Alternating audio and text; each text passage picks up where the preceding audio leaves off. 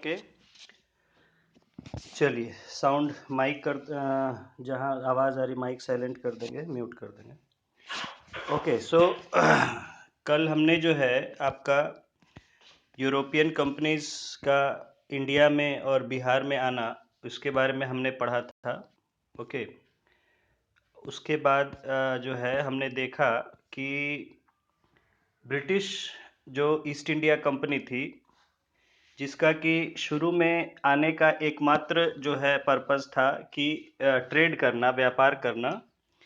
लेकिन धीरे-धीरे जब उन्होंने यहाँ के जो शासक थे, रूलर्स थे, राजा नवाब वगैरह जो थे, उनकी कमज़ोरियों को देखा कि ये आपस में जो है ये लड़ते रहते हैं और आपस में इनकी एक दूसरे से ईर्ष्या के कारण ये दूसरे की मदद लेने में हिचकिचाते नहीं हैं एक दूसरे के खिलाफ। तो इस चीज़ को देखते हुए उन्होंने धीरे-धीरे उन्हें समझ में आया कि और उन्हें जो है यहाँ ट्रेड करने के लिए, व्यापार करने के लिए क्या है कि परमिशन लेना होता था। उन्हें यहाँ परमिशन लेना होता था, जो भी जहाँ का राजा नवाब होता था, और साथ ही साथ उनको भी अच्छे खासे अमाउंट में गिफ्ट वगैरह या टैक्स देना पड़ता था। तो उन्होंने सोचा कि क्यों नहीं, अगर हम ही यहाँ के शासक हो जाएँ, तो हमें तो किसी को टैक्स नहीं देना पड़ेगा। तो इसलिए उन्होंने जो है धीरे-धीरे राजाओं के साथ पॉलिटिक्स में यहाँ के इंटरफेयर करना शुरू किया और पहली लड़ाई उन्होंने फिर लड़ी, जो कि आपने पढ़ा, बैटल ऑफ प्लासी का युद्ध जो है 1757 में, जिसमें उनकी भारी जीत हुई और उनका यहाँ पर जो है एक दबदबा कायम हो गया। और उसके बाद जो है फाइनली बैटल ऑफ बक्सर हुआ, जो है जिसके बाद की इलाहाबाद की संधि, ट्रीटी ऑफ इलाहाबाद साइन हुई, जिसमें उन्होंने 3 राजाओं की, यानी कि मुग़ल बादशाह, अवध का नवाब और बंगाल का नवाब, तीनों की जो है मिली हुई फ़ौजों को, कंबाइंड फोर्सेस को डिफीट किया था, हरा दिया था। तो उसके बाद तीनों ने मिल के उनसे ये एग्रीमेंट किया, ट्रीटी ऑफ इलाहाबाद, इलाहाबाद की संधि जो हुई थी। और जो है इसके बाद, इलाहाबाद की संधि के बाद जो है ब्रिटिश को बिहार, बंगाल और उड़ीसा, यानी उस समय का जो पूरा बंगाल एरिया था, उसमें दीवानी का अधिकार मिल गया। दीवानी का मतलब होता था कि टैक्स वसूलने का अधिकार और किसी भी मामले में फैसला करने का अधिकार, यानी कि एक तरह से इनडायरेक्टली वहाँ के वो शासक हो गए। हालांकि शासक वहाँ के अभी भी बने हुए थे, जो भी नवाब थे या राजा थे, वो कहने को अपने पद पर बने हुए थे, लेकिन वहाँ फैसला जो है वो इन्हीं का चलता था। तो एक तरह से जो है यही जो है वास्तविक शासक या फैसला करने वाले हो गए थे। तो इन्हें इस तरह से बंगाल में अपना खुली छूट मिल गया, जो मनमानी करने का, व्यापार करने का और शासन में दखल देने का। तो यहाँ तक कल हमने देख लिया था कि जो है बैटल ऑफ बक्सर के बाद भारत में सर्वोच्च शक्ति के रूप में ब्रिटिश जो है इस्टेब्लिश हो गए थे, स्थापित हो गए थे, द सुप्रीम पावर। लोगों ने पूरे देश में मान लिया कि जब मुगल बादशाह की फौज नहीं हरा पाई, अवध का नवाब और बंगाल के नवाब मिल के नहीं हरा पाए, तो कौन हरा सकता है ऐसी फौज को। तो यहाँ से उन्हें एक सुप्रीम पावर, सर्वोच्च शक्ति मान लिया गया, जो है कि भारत में ब्रिटिश को कोई हरा नहीं सकता है। इसके बाद हमारा जो नेक्स्ट टॉपिक था, जो मेजर हमारा थर्ड टॉपिक है इस चैप्टर का, कि ब्रिटिश शासन के खिलाफ लोगों का आंदोलन, people's movements against British rule. तो यहाँ हम देखेंगे कि जैसे जैसे जो ब्रिटिश ईस्ट इंडिया कंपनी, जो पहले एक व्यापारिक कंपनी के रूप में आई थी, धीरे धीरे उसने भारत में अपना शासन फैलाना शुरू कर दिया था, जिसकी शुरुआत अभी आपने देखा कि बंगाल एरिया और यूपी एरिया से, अवध एरिया से शुरुआत हो चुकी थी। यहाँ इनका एक तरह से शासन, इनडायरेक्ट शासन कायम हो चुका था। डायरेक्टली वो राजा के पद पर नहीं थे यहाँ, लेकिन इनडायरेक्टली उन्हीं का दखल था, उन्हीं का फैसला माना जाना था। तो बंगाल और अवध में इनका जो है एक तरह से दबदबा कायम हो चुका था। तो धीरे धीरे इन्होंने पूरे भारत में जब देखा कि यहाँ जब कायम हो गया, जो कि बड़ा क्षेत्र था, और मुगल बादशाह जो उस समय का पूरा देश का बादशाह था, वो भी इसको जब सामना नहीं कर सका ब्रिटिश का, तो उन्होंने देखा कि फिर तो हम पूरे भारत में अपना प्रभाव, अपना दबदबा कायम कर सकते हैं, अपना शासन चला सकते हैं। तो उनकी जो सोच है धीरे धीरे बदल गई, व्यापार से व्यापार, शासन के साथ व्यापार, यानी कि रूल एंड ट्रेड, दोनों की तरफ इनका झुकाव हो गया कि पहले हम शासन अपना स्थापित करेंगे और उसके साथ व्यापार में पूरा मुनाफा कमाएंगे। तो जब शासन इनका धीरे धीरे फैलने लग गया पूरे देश में, तो लोग जो पहले पुराने राजा नवाब के शासन में रहने के आदी थे, वो धीरे धीरे उन्हें इनसे परेशानी होने लग गई, क्योंकि इनके तौर तरीके नए थे, ये विदेशी थे। ठीक है। तो धीरे धीरे इनसे इनके प्रति आक्रोश, गुस्सा लोगों के मन में भरने लगा, और गुस्सा भरने लगा तो फिर वो जो है धीरे धीरे आंदोलन के रूप में, जगह जगह विद्रोह आंदोलन के रूप में फूटने लगा। तो उन्हीं के बारे में हम यहाँ देखेंगे कि अलग अलग जगहों पर कौन कौन से आंदोलन ब्रिटिश के खिलाफ हुए, उनके बारे में हम देखेंगे। तो देखिए, अपने अपने हिंदी और इंग्लिश में देखेंगे जिनका जो है हाँ हाँ हाँ, समझ में आ रहा है डेजी? हाँ, तो अपने उसमें देखेंगे जो ब्रिटिश शासन के खिलाफ जन आंदोलन वाले टॉपिक में देखेंगे अपना। चलिए, तो peoples movements against British rule. An atmosphere of discontent had developed here right from the moment the company entered this region in 1767। एक मिनट।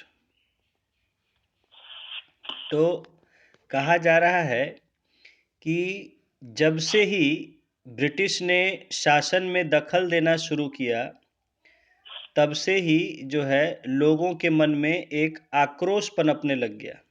ठीक है, एक आक्रोश पनपने लग गया कि क्योंकि इनका शासन व्यवस्था, इनके तौर तरीके जो है, जो इस तरह से व्यवस्थाएं चला रहे थे, वो जो है आपके पुराने से अलग थे। क्योंकि लोगों को बहुत सालों से अपने पुराने शासकों के उसमें रहने की आदत हो गई थी, उनके शासन में। उनके तौर तरीके राजा नवाब सब मानते थे, उनके समझते हुए उनके संस्कृति को, उनके जीवन शैली को जो भी ये करते थे।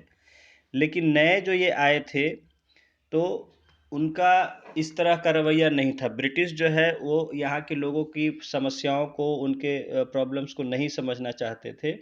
तो इससे धीरे धीरे जो है लोग परेशानी फील करने लग गए, और उनके मन में असंतोष जो है फैलने लग गया, और धीरे धीरे वो असंतोष जो है उनका एक विद्रोह और आंदोलन के रूप में शक्ल लेने लग गया। वो सोचे कि क्यों नहीं हम विद्रोह करें ऐसी शासन, ऐसे सरकार के खिलाफ जो है।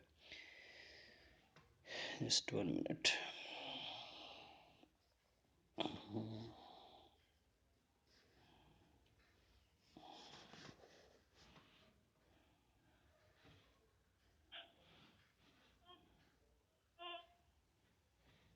हाँ, तो देखिए, अब इस समय क्या है कि देखिए, tribal lifestyle was already hard, and over and above that, natural famine and disasters had created severe crisis for them. तो यहाँ कहा जा रहा है कि जो आदिवासी लोग थे, उनकी जीवन शैली जो है वैसे ही एक तो बहुत कठिन होती है, और उसके बाद जो है, जो नई ये शासन व्यवस्था आ गई थी, नए तरह के लोगों का ब्रिटिश का जो है धीरे धीरे राज आ रहा था, तो इससे इनके सामने, इनकी ज़िंदगी में और ज़्यादा परेशानी हो गई। ठीक है, ये तो आदिवासी लोग जो थे मुख्यतः, देखिए आदिवासी कहने का मतलब कि जितने भी उस समय क्षेत्र थे, ज़्यादातर गांव में लोग रहते थे, गांव में जंगलों के आसपास लोग रहते थे, तो उनको आदिवासी लोग थे, जो कि अपने संस्कृति से, अपने जंगल ज़मीन से जुड़े हुए थे काफ़ी समय से।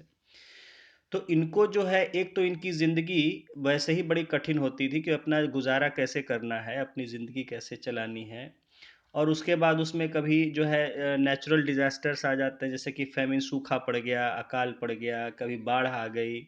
ठीक है, तो कभी आग लग गई, क्या कभी बहुत तरह की समस्याएं, बीमारी फैल गई, इस तरह की समस्याएं होती हैं। तो वैसे ही इनकी ज़िंदगी इन सब से जूझना पड़ता था। और उसके बाद जो है नए नए कानून, क्योंकि अंग्रेजी जो शासन आया, तो नए नए तरह के कानून, नए तरह के नियम बनने लग गए, तो उससे इनकी ज़िंदगी में और ज़्यादा इनको समस्या आने लग गई। देखिए, financial problems and shortage of food grains had shattered these tribals to the core. कहा जा रहा है कि आर्थिक कठिनाई, पैसों की जो है अभाव होता था, गरीब होते थे और साथ ही उनको अनाज नहीं मिलता था खाने के लिए। तो अनाज की कमी और पैसों के अभाव ने इन जो आदिवासियों को या गरीबों को जो है उनको बहुत उनके मन को तोड़ के रख दिया, उनको बिल्कुल डिमोरलाइज़ हो गए। और इससे भी ज़्यादा जो है मुग़ल, मराठा और जो ज़मींदार थे, वो इन पर अत्याचार करते रहते थे, इनका शोषण करते रहते थे। धीरे-धीरे जैसे कि आप अगर पढ़ा होगा मिडीवल हिस्ट्री में देखे होंगे कि अकबर और उसके कुछ बाद तक के जो राजा थे वो सब ठीक थे। वो समझते थे लोगों की समस्या, लेकिन उसके बाद कुछ जो ऐसे जो है मनमौजी राजा आ गए थे कि जो खाली अपना अय्याशी करने में समझते थे ज़िंदगी को जो है, तो वो लोगों का शोषण करने पर उतर आए थे। तो चाहे मुग़ल हो, मराठा भी है, वो लूटते बहुत से जगहों पर अननेसेसरी बहुत ज़्यादा टैक्स वगैरह वसूलते थे। और ज़मींदार जो आए थे, नए ज़मींदार थे, उनका तो काम ही था कि लोगों से जितना ज़्यादा टैक्स वसूल सको, ज़मीन का लगान वसूल सको।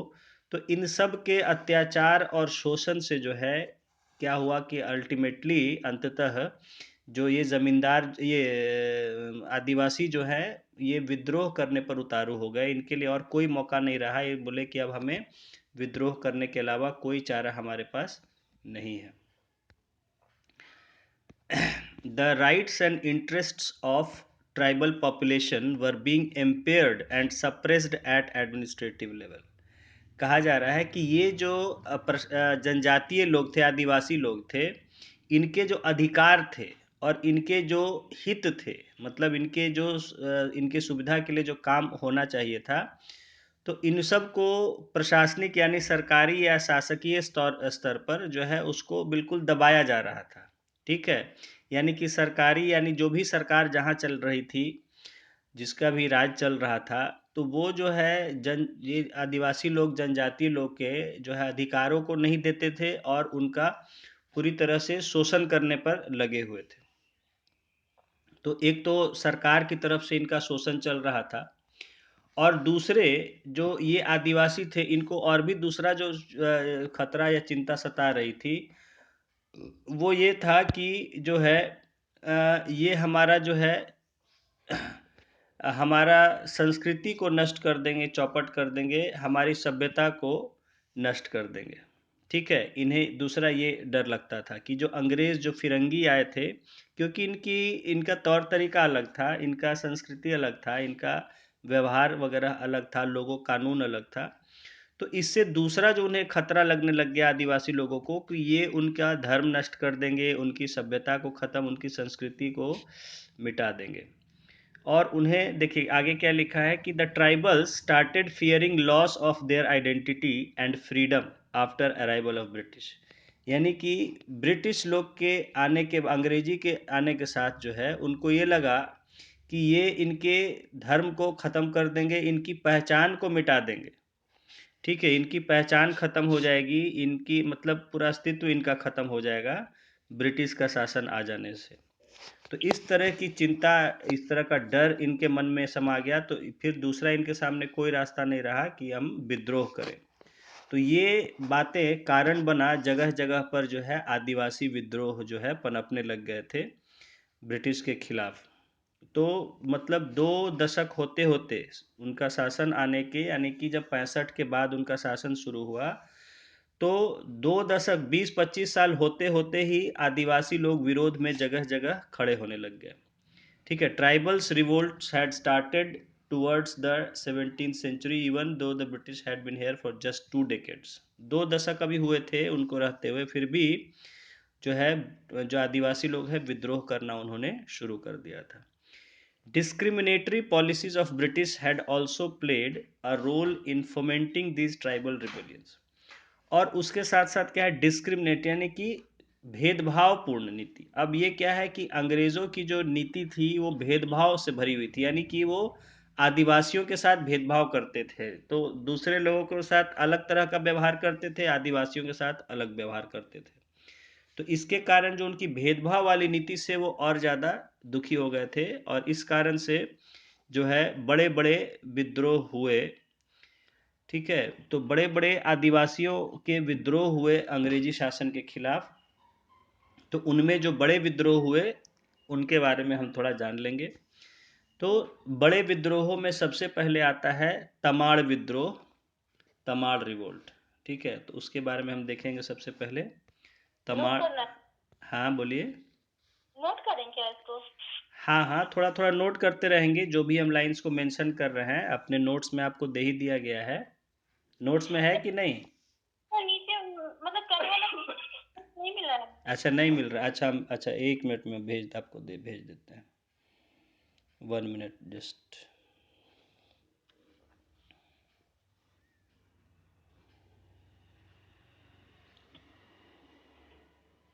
एक मिनट अभिषेक।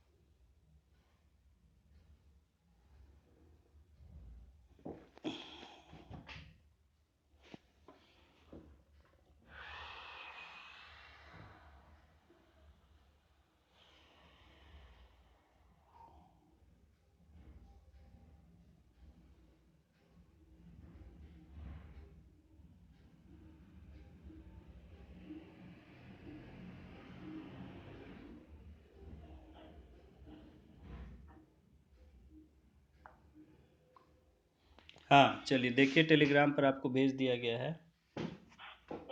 हाँ उसको कर लो। ओके, सो तो पहला जो है इसमें हम लोग देखेंगे, जो बड़ा जनजातीय या ट्राइबल रिवोल्ट हुआ, उसमें आता है सबसे पहले नाम तमाड़ रिवोल्ट यानी तमाड़ विद्रोह का। तो ओके 1 मिनट।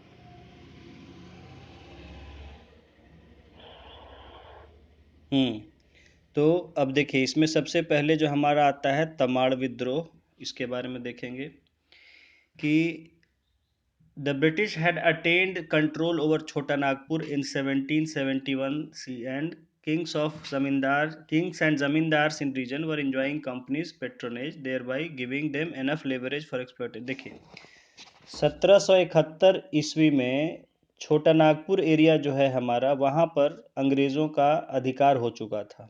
ठीक है, और ये लोग जो है इन जो यहाँ पर के जो ज़मींदार थे, जो यहाँ के ज़मींदार थे, वो जो है इनको पूरा समर्थन अपना दे रहे थे। ठीक है, तो वो अपना समर्थन इन्हें दे रहे थे, तो एक तरह से वो खुली तौर से इनके नाम पर, अंग्रेज़ों के नाम पर वो अपना शोषण करते रहते थे। ठीक है, तो शोषण करते रहते थे वो, जो है एक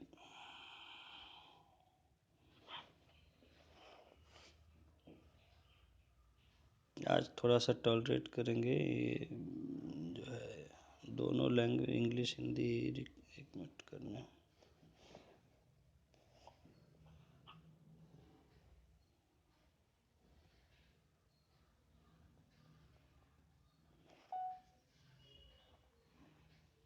हाँ, तो ये जो है 1771 में, ध्यान रखेंगे, छोटा ना अगर आपसे पूछा जाए कि छोटा नागपुर में जो है कब ब्रिटिश का कंट्रोल हुआ, तो 1771 में हुआ है, कंट्रोल हो चुका था इनका। और इसमें जो यहाँ के राजा ज़मींदार थे, ये चूँकि कंपनी को अपना जो है समर्थन देते थे, ब्रिटिश को समर्थन देते थे। कंपनी कहेंगे तो ब्रिटिश ईस्ट इंडिया कंपनी को शॉर्ट में कंपनी कहेंगे, ठीक है।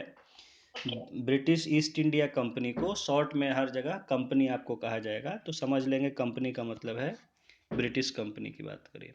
तो ये लोग कंपनी को संरक्षण ये देते थे, इनकी मदद करते थे और लोगों का शोषण करते थे। तो वो भी जो है अधिकार कर लिए थे, तो वो छोड़ दिए थे राजाओं को और जमींदारों को कि आपको जितना शोषण करना है आप शोषण करिए, लेकिन हमें जो टैक्स आपको देना है वो टैक्स आप जिस तरह भी जमा कीजिए। तो अब क्या हुआ कि देखिए, the zamindars had started to grab the lands of farmers. जमींदारों ने क्या किया, जमींदारों ने किसानों की ज़मीन हड़पना शुरू कर दिया जो है। उन्होंने क्या किया कि वो किसानों से मांगते थे लगान बहुत ऊंचा, और अगर वो नहीं दे पाते थे तो उनसे जो है उनकी ज़मीन वो हड़प लेते थे। तो इससे जो है उरांव ट्राइबल्स जो थे, उरांव जाति के लोग जो थे, वो जो है इनसे बिल्कुल आजिज़ आ गए, परेशान आ गए, और उन्होंने कहा कि अब जो है इनके खिलाफ हमें विद्रोह करना पड़ेगा। तो this policy of exploitation had ignited the fire of rebellion among people of Oraon tribe. Oraon एक जाति, एक आदिवासी जाति होती है जो कि झारखंड और उधर मतलब छोटा नागपुर एरिया में पाई जाती है। उरांव भी जो है एक बड़ी आदिवासी जनजाति है। तो उरांव जाति के जो लोग थे, वो जो है इनसे बिल्कुल तंग आने लग गए, ज़मींदारों के शोषण से और अंग्रेज़ों के दखल से। और उन्होंने जो है परेशान होकर, क्योंकि इनके जीने के तौर तरीक़ों में भी दखल देने लग गए थे अंग्रेज़, नए नए नियम कानून बना रहे थे, जिससे कि इनको दिक्कत महसूस हो रही थी।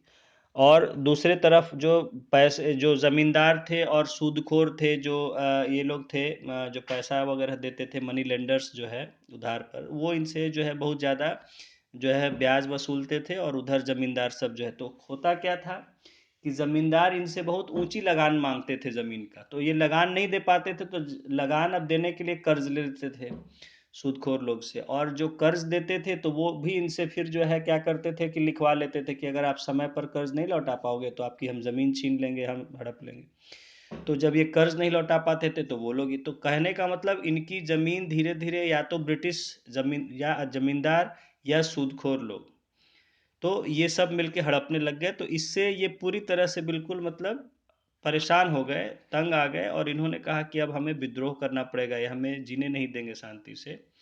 तो by 1794 rebels made the zamindar so fearful that they are the British government for their protection. तो क्या हुआ कि धीरे धीरे इनका जो है छिटपुट जो है जहाँ तहाँ एक आंदोलन होने लग गया, विद्रोह इन्होंने करना शुरू कर दिया। इससे ये जो जमींदार थे 1794 होते होते इतना इससे घबरा गए इनके विद्रोह से कि ये ब्रिटिश सरकार से कहने लग गए कि भाई हमारी सुरक्षा कीजिए, ये जो है विद्रोह करने पे आमादा है जो है। तो ब्रिटिश ने जब ये देखा सिचुएशन कि विद्रोह होने की आशंका है, तो उन्होंने क्या किया, अपना पूरा फौज भेज के बहुत कड़ाई से इसको दबा दिया जो है, बहुत कड़ाई से इस जो है आंदोलन को उन्होंने दबा दिया। लेकिन पहला जो है तमाड़ विद्रोह जो है ये बहुत बड़े स्तर पर हुआ था, ठीक है। 1700 आप देख सकते हैं कि 1789 से 95 के आसपास तक ये हुआ था। उस समय के बाद फिर विद्रोह को कड़ाई से ब्रिटिश ने दबा दिया। तो पहला था ये तमाड़ विद्रोह, जो ये आपके झारखंड में खूंटी और तमाड़ इलाका है, रांची के आसपास जो है तमाड़ है, खूंटी है, तो वहाँ पर इनकी ज़्यादा पॉपुलेशन है। तो तमाड़ एरिया, तमाड़ ट्राइब, उरांव जो है आदिवासी है तमाड़ एरिया के, तो वहाँ पर ये विद्रोह हुआ था, इसलिए इसे तमाड़ विद्रोह कहते हैं, ठीक है। तमाड़ एक जगह है रांची के पास जहाँ उरांव जाति के आदिवासी लोग ज़्यादा संख्या में रहते हैं। तो ये था पहला तमाड़ विद्रोह, जो कि आप अगर पूछेगा कि कब हुआ तो 1790 के आसपास का 5-6 साल का जो भी आपको डेट दिया रहेगा उसको आप वहाँ एग्ज़ाम में मार्क कर देंगे। तो 1789 से 94 हाँ, के बीच में 94 तक का जो है, हाँ, ये पीरियड में हुआ था। उसके बाद 7 साल तक चला था। हाँ हाँ, कई साल तक, चूंकि छुटपुट छुटपुट, ऐसा नहीं कि एक ही विद्रोह लगातार चला था, अलग अलग जगहों पे लोग करते रहते थे। ठीक है, तो हर जगह, क्योंकि जहाँ जहाँ भी लोग जो है परेशान होकर विद्रोह कर देते थे, तो ये ऐसा नहीं था कि एक ही विद्रोह मतलब शुरू होके चला था, अलग अलग जगह होते रहता था विद्रोह। लेकिन फिर उसको जो है अंग्रेजों ने देखा तो फौज से पूरी तरह सब जगह जो है दबा दिया, बहुत कड़ाई से, इस विद्रोह को। दूसरा है हमारा चेरो रिवोल्ट या चेरो विद्रोह। ठीक है, तो चेरो भी एक जनजाति होती है, ये भी उस एरिया में पाए जाते हैं। इनको चेरो, ये सब जो है, देखिए जितने भी हम देख रहे हैं अलग अलग आदिवासी जनजातियों के द्वारा किए गए विद्रोह जो है उनके बारे में हम पढ़ रहे हैं। तो उन्हीं के नाम पर या जिस जगह पर उन्होंने किया विद्रोह, इन दोनों में से किसी, या तो जिस जगह पर किया या जिस जाति ने किया उनके नाम पर ये विद्रोह का नाम है। तो जैसे तमाड़ तो है कि तमाड़ जगह पर, जो तमाड़ एरिया है वहाँ पर किया था, तो तमाड़ विद्रोह किया। दूसरा है चेरो, चेरो जनजाति आदिवासी होते हैं, तो उन्होंने किया था, इसलिए इसको कहते हैं चेरो विद्रोह। देखिए, this movement was launched by Chero farmers against British ruler in 1800। ये 1800 ईस्वी में जो है चेरो आदिवासी जो किसान थे उनके द्वारा ब्रिटिश के खिलाफ किया गया 1800 ईस्वी में। ठीक है, 1800 ईस्वी में ये हुआ था। चेरो किसान जो बेसिकली ज़मीन जो जोतते थे किसान लोग, तो उन्हीं का सब, क्योंकि उन्हीं से पैसा ये वसूलते थे, तो उन्हीं के द्वारा ये सब विद्रोह किया जाता था जो खेती बाड़ी करते थे। तो 1800 ईस्वी में ये चेरो किसानों ने अंग्रेज़ों के विरुद्ध किया। दिस रिवोल्ट वॉज, हाँ, this revolt was later targeted against discriminatory policy of British when the company plotted to dethrone Jaynath Singh and install Gopal Rai as the new ruler in the place। तो इसमें क्या हुआ कि यहाँ के जो लोकल राजा थे, जो उस क्षेत्र के राजा थे, तो उसमें जो पहले जयनाथ सिंह थे, तो जो ब्रिटिश का साथ नहीं दे रहे थे, तो उसमें अंग्रेज़ों ने उनको हटा दिया और अपना जो साथ देने वाला मिला हुआ था गोपाल राय, उसको राजा बना दिया। तो गोपाल राय को जो है, इससे जो है लोग थोड़ा शुरू में नाराज़ हुए। हालांकि कुछ समय के after some time Gopal Rai joined hands with some rebellious, उसके कुछ समय के बाद गोपाल राय भी जो है वो विद्रोही चेरो सरदारों के साथ मिल गया। तो उससे फिर अंग्रेज उससे भी नाराज़ हो गए, तो उन्होंने क्या किया कि गोपाल राय को फिर बंदी बना लिया, उसको इम्प्रिजन करके, और फिर उसको पटना जेल में डाल दिया। ठीक है, the British arrested Gopal Rai and imprisoned him in Patna jail. Then they installed Chudaman as the new ruler of that region. तो उसके बाद उन्होंने चूड़ामन राय, तो उसको जो है वहाँ का राजा बना दिया। उसके बाद चूड़ामन राय को राजा बना दिया।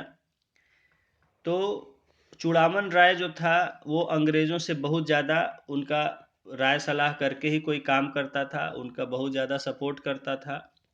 तो इससे जो है ब्रिटिश जो है फिर से शोषण करने लग गए आदिवासियों का, चूड़ामन राय की मदद से।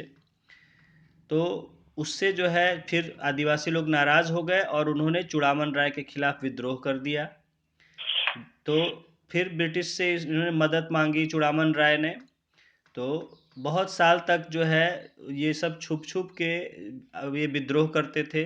जो चेरो विद्रोही थे ये छुप जाते थे और फिर से अटैक करते थे। ठीक है, इस तरह से कई साल तक जो है ये इस तरह से छकाते रहे, लड़ते रहे ब्रिटिश से। लेकिन फिर बाद में जो इनका नेता था भूषण सिंह, उसको ब्रिटिश ने गिरफ्तार कर लिया और 1802 में जो है उसको फांसी दे दिया गया। तो फिर ये भी आंदोलन समाप्त हो गया, चेरो विद्रोह, चेरो रिवोल्ट जो है। तो इसमें आप ये ध्यान देंगे कि चेरो विद्रोह जो हुआ था इसमें इनका लीडर कौन था, भूषण सिंह था, जिसको कि 1802 में जो है फांसी की सज़ा दे दी गई। तो उसके बाद ये भी विद्रोह जो है ये बंद हो गया। इसके बाद जो है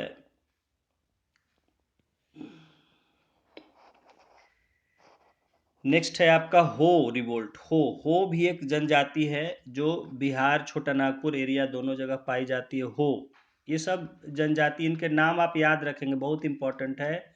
ज्योग्राफी में भी पूछा जाता है, ठीक है, और जनरल स्टडीज़ में आता है इनका नाम। इनके बारे में पूछा जाता है, कई चीज़ें पूछी जाती है, जनजातियों के नाम कहाँ पाए जाते हैं ये जनजाति। तो ये सब बहुत इम्पॉर्टेंट हैं, सब हिस्ट्री में भी और ज्योग्राफी में भी। तो चेरो जनजाति, उरांव आपने पढ़ा, अब हो आ रहा है, ये सब बिहार के हैं। बिहार के तो है तो आपको विशेष रूप से उसको जानना है, ठीक है। कल का बिहार था, अब तो झारखंड में चला गया, लेकिन अभी भी हो बहुत सारे बिहार में भी हैं।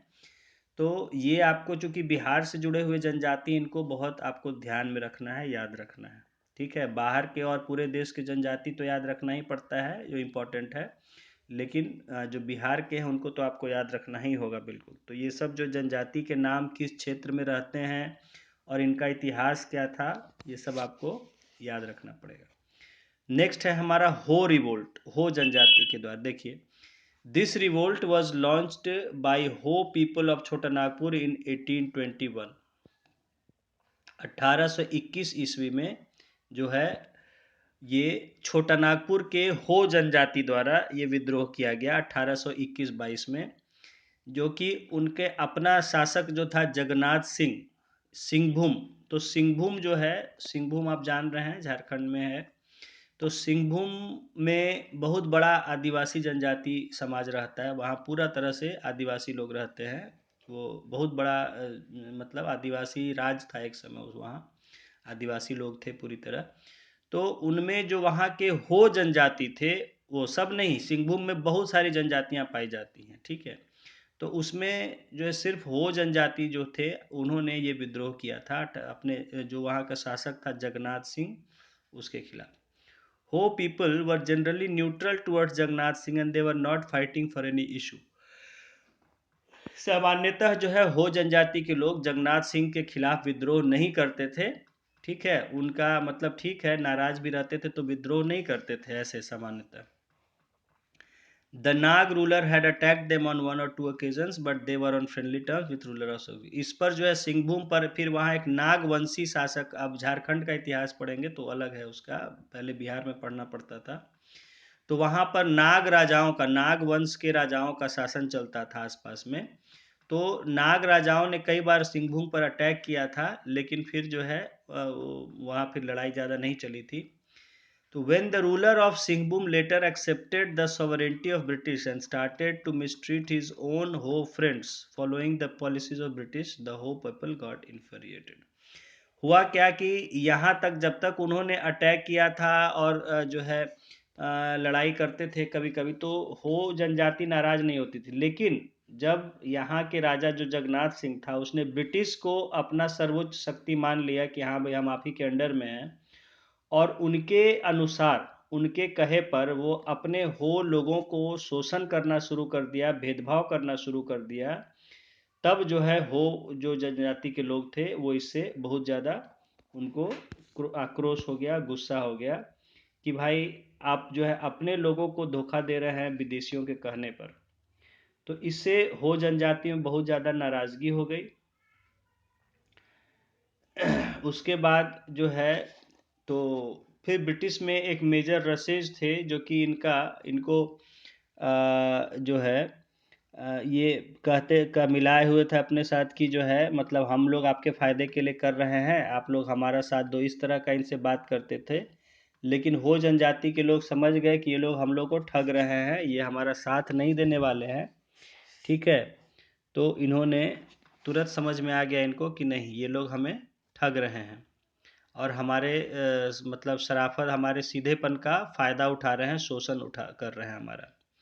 तो उन्होंने जब ब्रिटिश के खिलाफ बोलना शुरू किया, तो ये जो है ब्रिटिश समझ गए कि ये जो है हो सकता है विद्रोह करेंगे, और पहले ही इनका कहीं कहीं विद्रोह ये लोग देख चुके थे ब्रिटिश। तो उन्होंने जो है पूरा जो है एक फ़ौज वहाँ से भेजा इनको दबाने के लिए, ठीक है। एक फ़ौज भेजी रफसेज ने, ताकि हो विद्रोहियों को दबाया जाए। तो इससे जो है हो आदिवासी जो है वो उनमें एकता हो गई, और उन्होंने जो है बड़े एक कस के लड़ाई लड़ी और अंग्रेज़ों को एक भारी नुकसान पहुंचाया, अंग्रेजी फ़ौज को हरा दिया, उनको बुरी तरह से हरा दिया। तो इससे जो है अंग्रेज़ और ज़्यादा सख्ते में आ गए, गुस्से में आ गए कि भाई ये तो हमारी फ़ौज का बहुत बड़ा नुकसान कर दिया। तो उन्होंने बहुत सारे गांव जला दिए इनके, बहुत सारे गांव जला दिए, लूट मार वहाँ किया। लेकिन इसके बावजूद हो लोगों ने अपना जो है ख़त्म नहीं किया, अपना आत्मसमर्पण नहीं किया और पूरे जोर के साथ लड़ते रहे। तो इससे ब्रिटिश जो है समझे कि नहीं, अब सिचुएशन जो है हमारे हाथ से निकल रहा है, कंट्रोल में नहीं हो रहा है। तो एक कई महीनों की लड़ाई लड़ने के बाद फिर जो है हो विद्रोहियों को फिर आत्मसमर्पण करना पड़ा, क्योंकि उनके पास सीमित थे जो संसाधन थे, लड़ने के औजार वगैरह या आदमी सीमित होते थे, छोटी फौज थी। और ब्रिटिश के एक बहुत बड़ी फौज थी, बहुत बड़ी कंपनी थी, उनके पास पैसा बहुत ज़्यादा था, तो वो अपना लगातार लड़ाई लंबे समय तक लड़ सकते थे। तो कई महीनों की लड़ाई के बाद फिर जो है फाइनली इन्होंने अपना विद्रोह बंद कर दिया और शांति समझौता अंग्रेज़ों से कर लिया। तो ये हो विद्रोह जो है चला, दूसरा बड़ा जो विद्रोह हम पढ़ते हैं, हो रिवोल्ट, हो विद्रोह। उसके बाद देखेंगे नेक्स्ट जो है फिर कोल विद्रोह, कोल रिबेलियन। कोल रिबेलियन या कोल विद्रोह। देखिए कोल एक और जनजाति है, ये सब अलग अलग जनजाति है, छोटा नागपुर एरिया में, बंगाल एरिया में पाई जाती है। ठीक है, तो पहले तो आपका बिहार का हिस्सा था, जब से झारखंड अलग हो गया तो ये झारखंड में चले गए। तो कोल जनजातियों के द्वारा किया हुआ ये विद्रोह है, कोल विद्रोह या कोल रिबेलियन। देखिए, this widespread uprising was a combined revolt of several tribes of छोटा नागपुर, पलामू, सिंहभूम एंड मानभूम रीजन। तो ये जो है, ये जो विद्रोह था, ये कई जनजातियां, जैसे मुख्यतः उसमें आगे लीड कर रही थी, नेतृत्व कर रही थी कोल आदिवासी, लेकिन और भी कई आदिवासी जनजाति इसमें मिल के विद्रोह किए थे। और ये किस क्षेत्र के थे? छोटा नागपुर, पलामू, सिंहभूम और मानभूम। ये सब जो है आपके बड़े क्षेत्र हैं, बड़े आदिवासी क्षेत्र हैं। तो इन क्षेत्रों के जो आदिवासी थे सब मिल के, और इनका जो आगे लीडरशिप कर रहे थे वो कोल जनजाति कर रही थी, इन्होंने विद्रोह किया। This was a reaction against their exploitation because of rising interference of British. अब देखिए आखिर ये विद्रोह क्यों किया, समझने वाली बात है। कहा जा रहा है कि this was a reaction against their, ये जो है उनके, ये एक तरह से उनका जो है एक रिएक्शन था। ये इनका जो है एक तरह से इनका एक क्या बोलेंगे उसको हिंदी में, कि जवाब था उनका, जो है जो वो शोषण कर रहे थे, तो उसके खिलाफ जो वो शोषण कर रहे थे और साथ में उनके दखल दे रहे थे, उनकी जीवन शैली, उनके जीवन में, उनके नियम कानून, उनके तौर तरीकों में जो अंग्रेज दखल देने लग गए थे, तो उसके खिलाफ इनका जो है रिस्पॉन्स था, रिएक्शन था। The zamindars supported by the British were exploiting these people, especially the farmers, to such an extent that they were even getting deprived of food. तो यहाँ कहा जा रहा है कि जो ज़मींदार थे, जिनको कि ब्रिटिश का समर्थन प्राप्त था, वो इतना ज़्यादा इन पर अत्याचार कर रहे थे कि इनको जो है मतलब कि खाना पीने का भी संकट आ गया था, भूख से मरने का संकट आ गया था। इस तरह का वो जो है ब्रिटिश के साथ मिलके इन पर जो है अत्याचार कर रहे थे कि वो भोजन के लिए भी जो है उनको तरसना पड़ रहा था, जो है innumerable unwanted taxes and forced recoveries were making their hearts bleed। कहा जा रहा है कि इनन्यूमरेबल, कई सारे, अनवांटेड, जो वो जो टैक्स उनको देना भी नहीं था, वैसे उनसे टैक्स ज़बरदस्ती वसूलते थे, कर वसूलते थे, और फोर्स्ड रिकवरी, और जबरन उनसे जो है वसूली करते थे, तो उनकी ज़मीन छीन लेते थे या उनका घर से सामान ले लेते थे। तो इस तरह का जब उनके साथ व्यवहार होने लगा तो वो बिल्कुल मतलब खून के आंसू रोने लग गए, ये हाल हो गया। In order to collect arbitrary taxes from these people who depended agriculture and hunting. They were tortured in various ways, and in case of their inability to pay taxes, their lands were given to Dikus. कहा जा रहा है कि ये लोग जो कि मुख्यतः अपने जीविका के लिए कृषि, खेतीबाड़ी और शिकार पर डिपेंडेंट निर्भर थे। आदिवासी लोग क्या करते हैं, या तो शिकार करते हैं जंगलों में, या फिर जो है खेतीबाड़ी करते थे। तो जो खेतीबाड़ी और शिकार से अपना जीवन गुजारते थे और उनसे मनमाना जो है टैक्स वसूलने पर लग गए अंग्रेज और जमींदार मिलके, तो और उन पर जब वो टैक्स नहीं दे पाते थे, उनमें कई तरह का मारपीट, उनके महिलाओं का शोषण, महिलाओं पर अत्याचार, उनसे बहुत कड़ा या उनका बेइज्जती करना, समाज में बहुत तरह के अत्याचार जो है, सजा देना, उनको जेल में कर देना, इस तरह के बहुत अत्याचार करने लग गए उन पर जो है।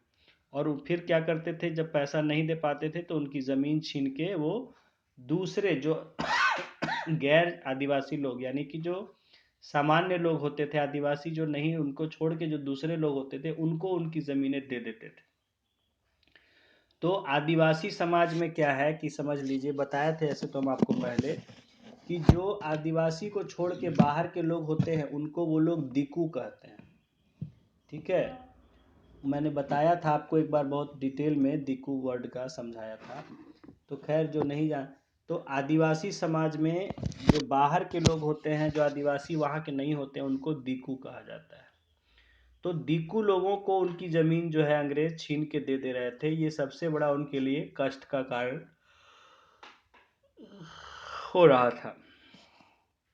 The zamindars would subject them to forced labour. जमींदार उनसे बेगार करवाते थे, जबरन जो है उनसे काम करवाते थे बिना कोई पैसे दिए।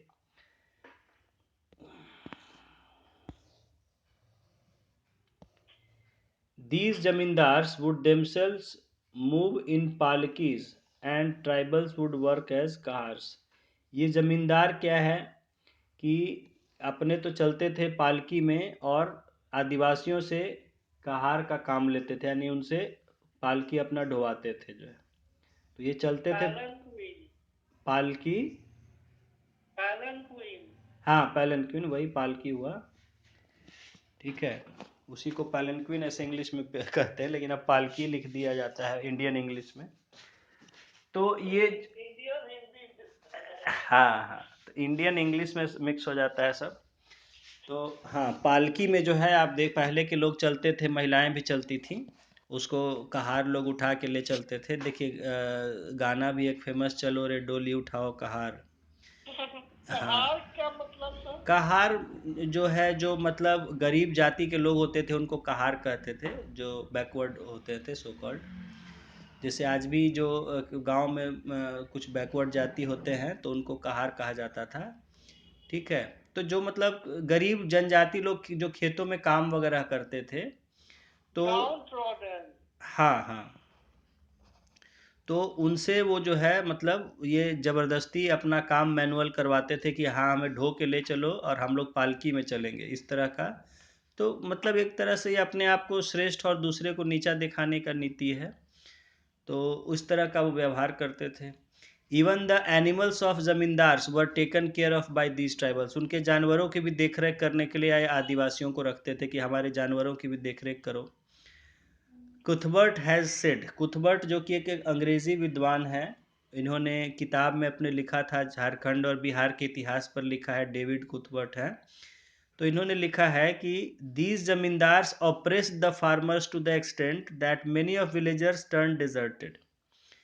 कहा कि इतना ये जमींदार शोषण करने लगे थे किसानों से कि किसान जो है पूरा लोग गांव के गांव खाली करके वहां से चले गए थे, दूसरी जगह भाग गए थे। तो गांव के गांव जो है, डेजर्टेड का मतलब वीरान हो जाना, सुनसान हो जाना। तो तंग आके लोग गांव छोड़ के चले गए थे और गांव उजड़ गए थे, सुनसान हो गए थे। ये तो डेजर्टेड प्रॉपर इंग्लिश वर्ड नहीं है ना वीरान सुनसान के लिए? नहीं, डेजर्टेड वर्ड है, क्यों नहीं। अब जैसे कि छोड़ के सब चला जाए तो डेजर्टेड कहते हैं। जहाँ डेजर्ट, देखिए डेजर्ट वर्ड है, डेजर्ट का मतलब छोड़ना भी होता है। ठीक है, जैसे हाँ, आर्मी से जो कोई अगर बिना बताए चला जाता है तो उसको डेजर्टर कहा जाता है, और उसके खिलाफ कार्रवाई, उसको जेल की सज़ा हो जाती है, उस पर कोर्ट मार्शल होता है। तो उसको डेजर्टर कहा जाता है, ठीक है, जो बिना बताए अगर बिना सूचना दिए छोड़ के चला जाता है। या कोई भी छोड़ने को डेजर्ट भी कहते हैं, जो बिना बताए किसी को छोड़ के चला जाए। ही डिजर्टेड हिज वाइफ, वो अपनी पत्नी को छोड़ के चला गया। तो डेजर्ट वर्ड का मतलब होता है छोड़ देना, ठीक है। और डेजर्ट का मतलब सुनसान भी होता है, वीराना भी होता है।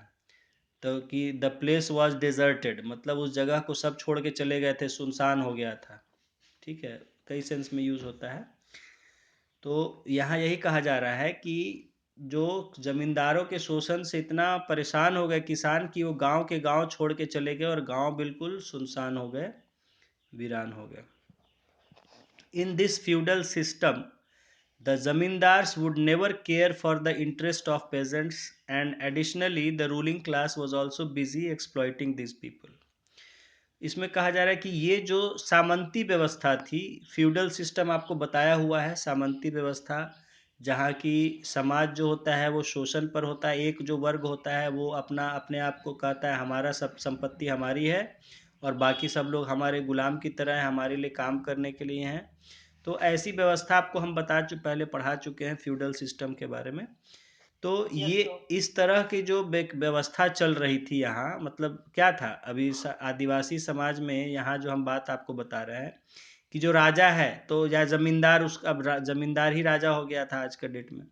तो वो क्या है कि भाई हमारा सारा ज़मीन हमारा है, आप लोग को काम करना है ज़मीन पर और हमें टैक्स देना है और जो हम कहें वो करना है, इस तरह का मतलब व्यवस्था जो चल रहा था। तो the zamindars would never care for interest of pageants, तो वो जो कहा जा रहा है जमींदार है वो किसानों का कभी ये नहीं, उसके हित के बारे में नहीं सोचता था कि उसको किससे फ़ायदा होगा। उसको बस अपना शोषण से मतलब था कि हम कितना वसूली कर सकें, कैसे कर सकें। तो कहा जा रहा है कि वो किसानों के बारे में कभी नहीं सोचता था ज़मींदार। And additionally the ruling class was also busy exploiting, और जो ज़मींदार के साथ साथ जो वहाँ के राजकाज करने वाले थे, चाहे वो राजा हो या वहाँ उसके जो मंत्री या और लोग उसके अधिकारी जो होते थे, वो सब भी सब के सब शोषण करने में लोगों का लगे हुए थे। As a result the population was on the decline and people were just somehow managing to sustain themselves. तो इससे क्या हो रहा था कि वहाँ की जनसंख्या भी, क्योंकि लोग छोड़ छोड़ के भाग रहे थे दूसरे जगहों पर, तो जनसंख्या तेजी से जो है घट रही थी और लोग किसी तरह अपने आप को मतलब जीने पर रखे हुए थे कि ठीक है किसी तरह ज़िंदगी काट लेते हैं, जितना समय हो सकता है काट ले रहे हैं, अगर बर्दाश्त नहीं होगा तो छोड़ के यहाँ से चले जाएंगे। इस तरह का लोगों का रवैया था और वो अपना समय किसी तरह काट रहे थे। इसमें आगे देखिए, ये सब जो है आपको हम इसलिए डिटेल बता रहे हैं, ये आप समझेंगे। ये पीटी नहीं, मेंस में इस बार हमेशा सवाल ज़रूर आता है। आपके मेंस में हमेशा सवाल आएगा कि आप इसके बारे में लिखिए, क्या बोलते हैं, आदिवासी विद्रोह के बारे में लिखिए, जैसे इस बार भी आया है। तो या तो आपके मुंडा विद्रोह, संथाल विद्रोह या आदिवासी विद्रोह के बारे में इन जनरल आपको क्वेश्चन आता है, या क्या कारण थे जिसके कारण आदिवासियों का विद्रोह हुआ, या आपसे लंबा क्वेश्चन आ सकता है कि भाई आदिवासी विद्रोहों पर चर्चा कीजिए।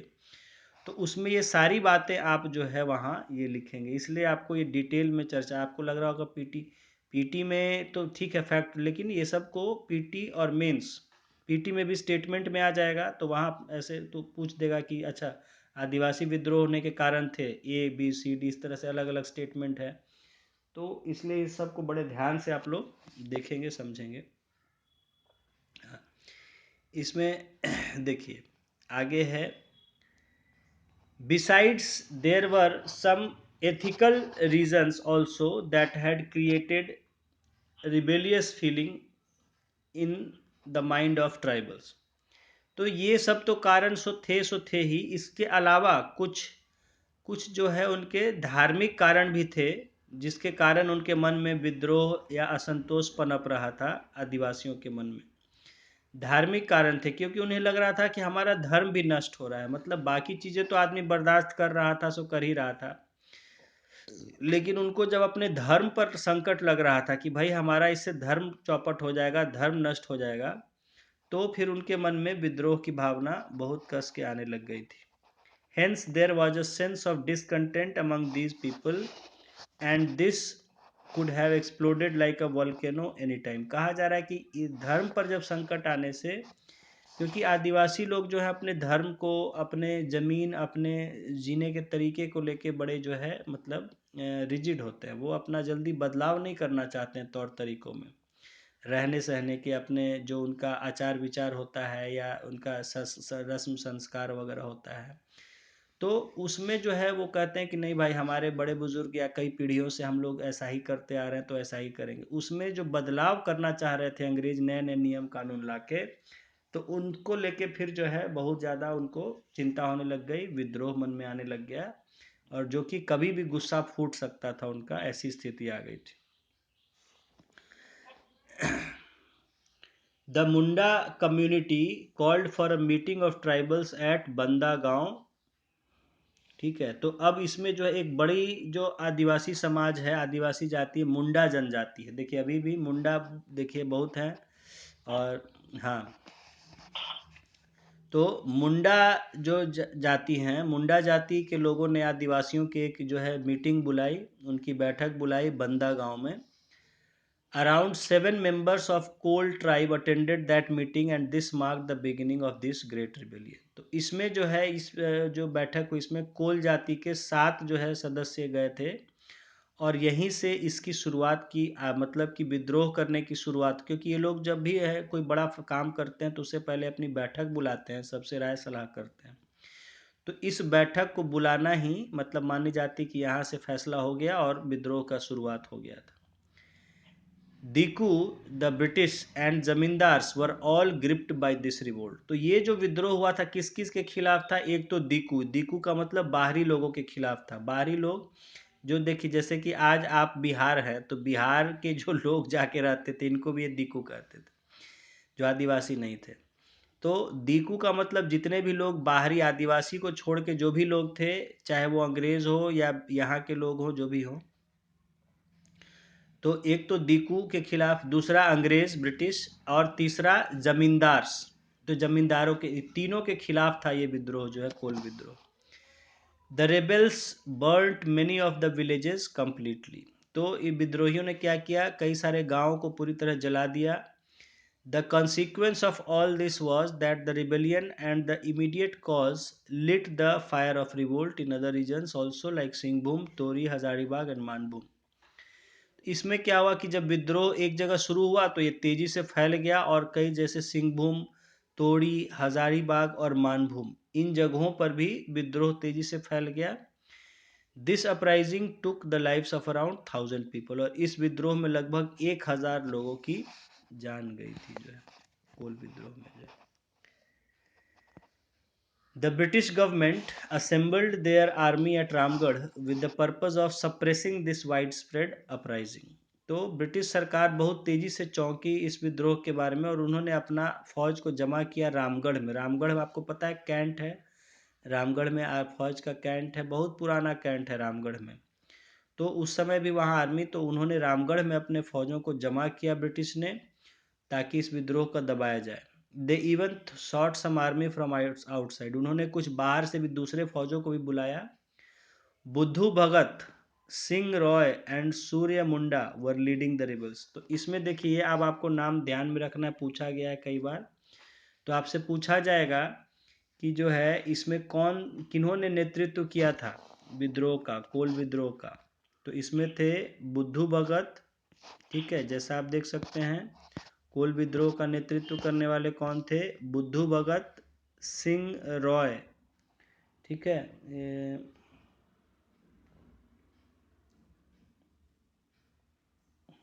सिंह राय और सूर्य मुंडा, सूर्य मुंडा, ये 3 लोग थे जो इसमें लीडरशिप कर रहे थे कोल विद्रोह का, ठीक है। Captain Wilkinson was commander in chief of British army. और दूसरी तरफ ब्रिटिश फौज का जो सेनापति था इसको दबाने के लिए कौन था? Captain Wilkinson. तो ये ध्यान, कोल विद्रोह को दबाने के लिए विल्किंसन आया था। There was large scale loss of life and property when the British army face the rebel. तो जब दोनों में लड़ाई हुई, विद्रोहियों में और ब्रिटिश फौज में, तो बड़ी स्तर पर जो है जान और माल का नुकसान हुआ। Buddhu Bhagat was killed along with his 150 supporters. Buddhu Bhagat जो है मारे गए इसमें अपने 150 समर्थकों के साथ। The uprising continued for almost 5 years and the number of rebels killed during the period was quite large. तो ये जो है लगभग 5 साल चला ये विद्रोह, और इसमें काफ़ी बड़ी संख्या में लोग जो है विद्रोही मारे गए थे। दिस अपसेट द कंपनी, इससे जो है कंपनी क्या हुआ कि बहुत परेशान हो गई कि भाई जो है इतने लोग विद्रोह कर रहे हैं और इतने लोग मर रहे हैं, ये तो बड़ी चिंता की बात है। ब्रिटिश कंपनी चिंता में आ गई। The company conducted N investigation of causes of the rebellion and introduce सब बेसिक चेंजेस। तो यहाँ से जो है कंपनी ने ये देखा कि नहीं, इतनी बड़ी संख्या में लोग क्यों विद्रोह कर रहे हैं आखिर। तो उन्होंने एक इसकी जांच बिठाई, और जांच बिठाने के बाद जब उन्हें समझ में आया कि भाई लोगों पर अधिकारी शोषण कर रहे हैं, बहुत ज़्यादा लोग, राजा जमींदार सब शोषण कर रहे हैं, तो उन्होंने वहाँ के शासन व्यवस्था में कुछ बदलाव किए, कुछ सुधार किए। The need for a better judiciary and transparent system was felt. साथ ही साथ ऐसा ज़रूरत महसूस हुआ कि यहाँ का शासन व्यवस्था चलाने के लिए और यहाँ का न्याय करने के लिए जो है और कुछ बढ़िया ईमानदार लोगों की ज़रूरत है, जो कि ठीक से कानून को ध्यान में रखते हुए फैसले कर सके। Till that time, the British government had implemented the same common rules that were prevalent in Bengal. देखिए, इसमें यही मैंने बात कही थी शुरू से आपको कि ब्रिटिश जो थे, जो कि विदेशी शासक थे और यहाँ के लिए नए थे, तो वो लोग यहाँ के जो है लोगों के संस्कृति के बारे में नहीं जानते थे, यहाँ के लोगों की जीवन शैली, उनके नियम कानून के बारे में नहीं जानते थे। तो वो जो है अपने हिसाब से नियम बनाने लग गए थे, जैसा बंगाल के और बाकी जगहों पर नियम कानून थे और जिस तरह के वो ला रहे थे नियम कानून, वैसे ही यहाँ इस क्षेत्र में भी कर रहे थे। लेकिन धीरे धीरे उनको समझ में आया कि नहीं, जहाँ आदिवासी क्षेत्र है वहाँ हमें थोड़ा अलग तरह का नियम कानून रखना पड़ेगा, क्योंकि उनका जीने का तौर तरीका अलग है। और जहाँ दूसरे तरफ बाकी जगह है, सामान्य लोग जहाँ रहते हैं, तो वहाँ जो है आपका नियम कानून हमें दूसरा रखना पड़ेगा। तो इस तरह से जो है इनको समझ में आया कि नहीं, दोनों जगह हम जो पहले एक ही जैसा हर जगह नियम कानून कर रहे थे, वैसे काम नहीं चलेगा। आदिवासियों की जो है सोच अलग होती है, रहन सहन अलग होता है, तौर तरीका अलग होता है, तो उस हिसाब से ही हमें वहाँ उस क्षेत्र में जो है व्यवस्था चलानी पड़ेगी, नियम कानून करना पड़ेगा। तो ये इनको समझ में आया धीरे धीरे। तो इसके बाद लेकिन however, after looking into the complexities of current situation, they enacted a new law in the name of Regulation 13,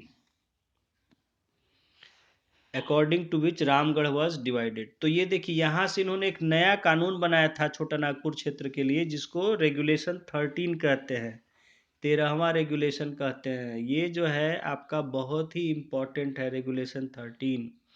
Jharkhand में आज तक ये लागू है, और ये रेगुलेशन 13 जो है बहुत इम्पोर्टेंट पूछा जाता है झारखंड के वहाँ के पीसीएस में एग्ज़ाम में, इस पर बहुत सवाल।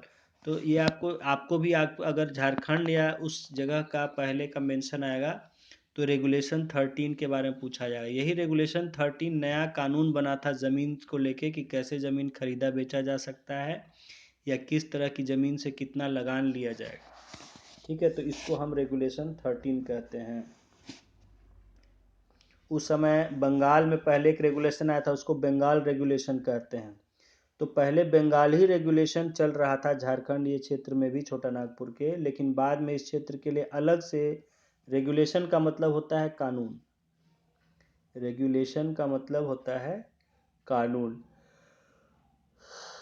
जैसे आज आपका कानून बनता है, एक्ट बनता है, तो उस समय जो है इन क्षेत्रों में रेगुलेशन भी एक वर्ड है जो कानून की तरह जो पास किया जाता है, तो उस समय रेगुलेशन। हाँ बोलिए। हाँ चलिए, तो रेगुलेशन 13वां रेगुलेशन ये नंबर है उसका, तो ये छोटा नागपुर क्षेत्र में लागू हुआ था, जिसमें कि रामगढ़ को बांट दिया गया था। A new separate administrative region was constituted with Jangal Mahal and the tributary Mahal, a non-regulation province. तो देखिए एक नया उससे प्रशासकीय क्षेत्र बनाया गया जिसको कि जंगल महल नाम दिया गया, जंगल महल। हाँ, आज भी था ये जंगल महल। एंड ट्रिब्यूटरी महल, और साथ में एक तो था जंगल महल और दूसरा,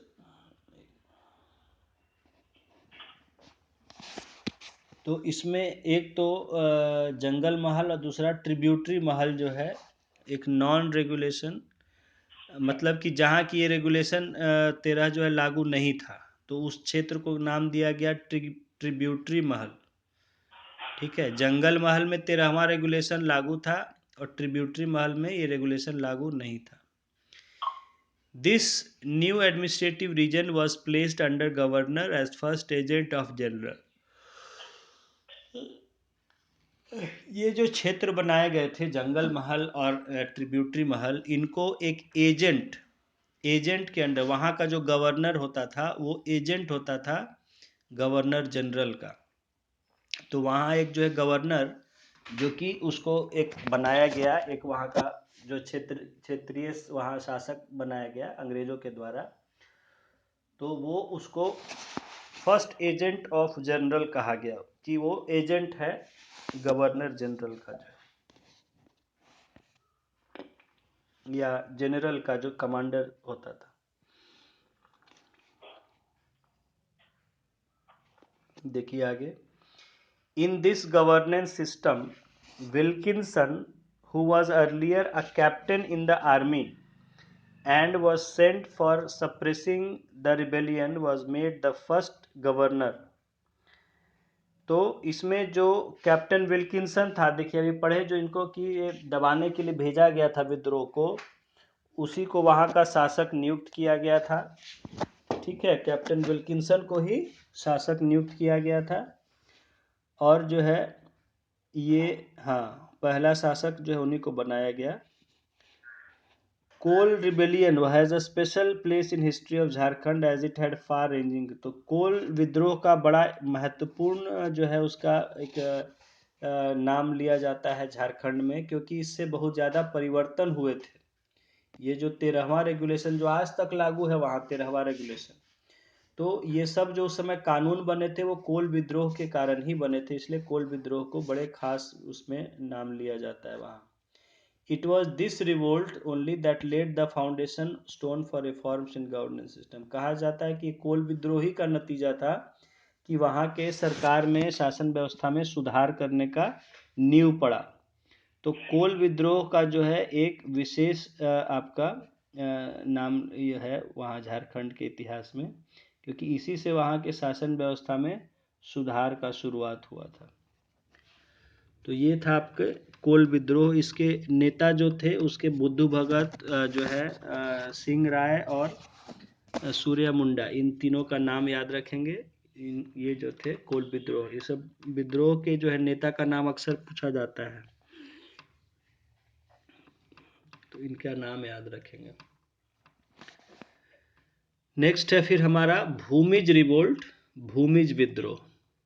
ठीक है, भूमिज, तो भूमिज भी एक जाति होती, जनजाति होते हैं भूमिज। तो इनके देखिए कैसे है, समझिएगा। Bhumij revolt is also known as Ganga Narayan Hangama. Ganga Narayan हंगामा भी कहा जाता है भूमिज। तो ये क्या था कि this was a joint revolt of tribal zamindars and tribal people and was led by Ganga Narayan, the grand son of बड़ा भूम्स रूलर बेलाक नारायण। तो ये जो है जनजाति आदिवासियों का ये भी वैसे ही विद्रोह था जमींदारों के खिलाफ। ठीक है, तो उसमें जो है इसके वहाँ के जो राजा थे, एक बेलाक नारायण राजा थे बड़ाभूम के। तो बड़ा भूम के राजा का पोता जो गंगा नारायण थे, तो गंगा नारायण इसका लीडरशिप किए थे, इसलिए इसको गंगा नारायण का विद्रोह भी कहते हैं या गंगा नारायण का हंगामा कहते हैं। तो गंगा नारायण इसका लीडरशिप किए थे। हाँ, While there were definitely some political reasons behind this revolt, this had basically emanated out of the oppression of tribals. तो देखिए इसमें हुआ क्या था कि एक तरफ जो आदिवासी जो तो प्रताड़ित थे, जो शोषित थे जमींदारों के द्वारा, अपने राजाओं के द्वारा और ब्रिटिश सरकार की नीतियों से जो परेशान हो गए थे, तो उनका जो ब्रिटिश के खिलाफ जो उनकी सोच थी उसका फ़ायदा उठाया जो है कुछ राजनीतिक कारणों से वहाँ के शासकों ने। तो गंगा नारायण जो वहाँ के राजा के पोते थे, उन्होंने क्या किया कि देखा कि लोग नाराज हैं ही ब्रिटिश सरकार से, तो उसका फ़ायदा उठा के हम भी उनको उकसा के ब्रिटिश के खिलाफ विद्रोह करवा देते हैं। तो इसमें हाँ, Madhav Singh brother of Ganga Narayan had plotted to grab the properties belonging to Ganga Narayan बड़ाहू। तो हुआ क्या था इसमें कि एक गंगा नारायण का एक और भाई था माधव सिंह, उन्होंने साजिश किया था कि जो गंगा नारायण का सब संपत्ति है उसको हड़प लेंगे, और माधव सिंह दीवान थे, तो उन्होंने लोगों का बहुत ज़्यादा शोषण किया था। तो जब गंगा नारायण उनके खिलाफ जो है इसमें विद्रोह करना चाहे, तो इसमें माधव सिंह जो है वो ब्रिटिश का मदद ले लिया, ब्रिटिश से मिल गया था, उसकी सेना मंगा लिया था।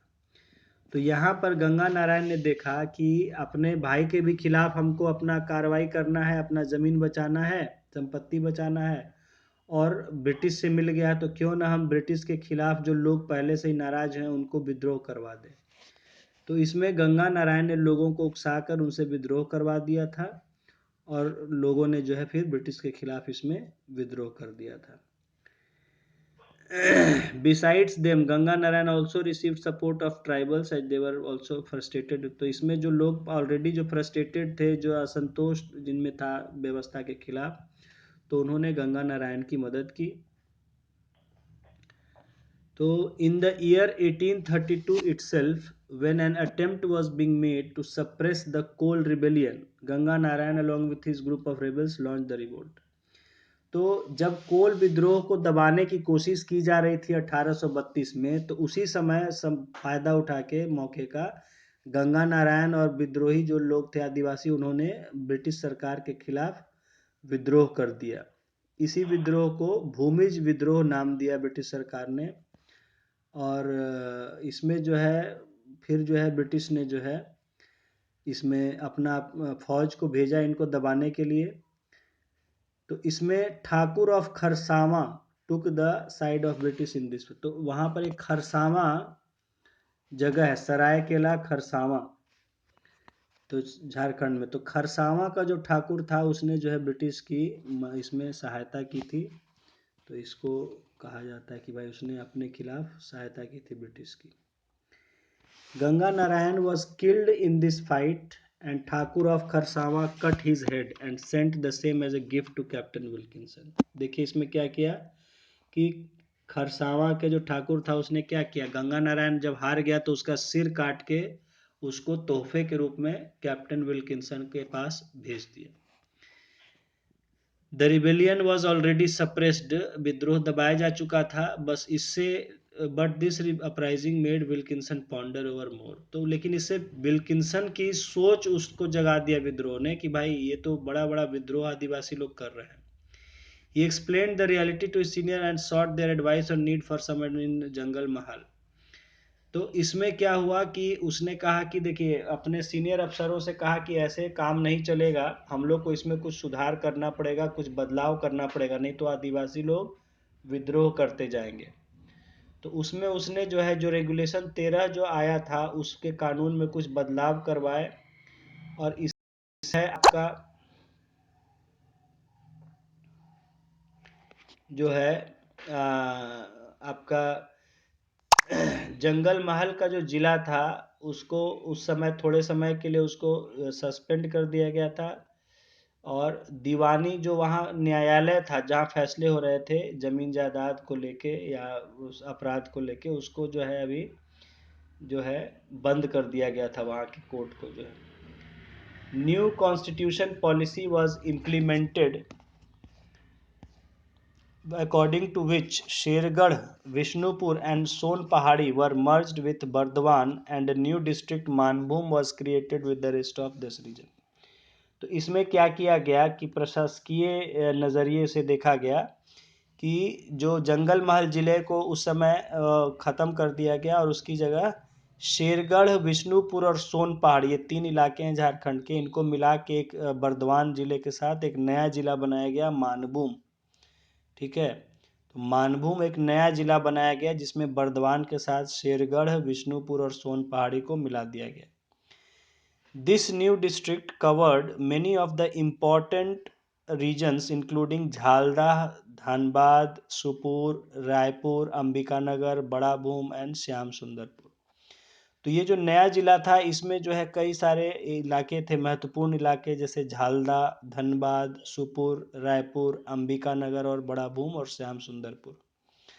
मान बाजार was made it's immediate headquarters. तो मानभूम का जो है हेडक्वार्टर, जिला मुख्यालय बनाया गया मान बाजार को, जो कि बाद में जिला हेडक्वार्टर मानभूम का हो गया पुरुलिया 1838 ईस्वी में।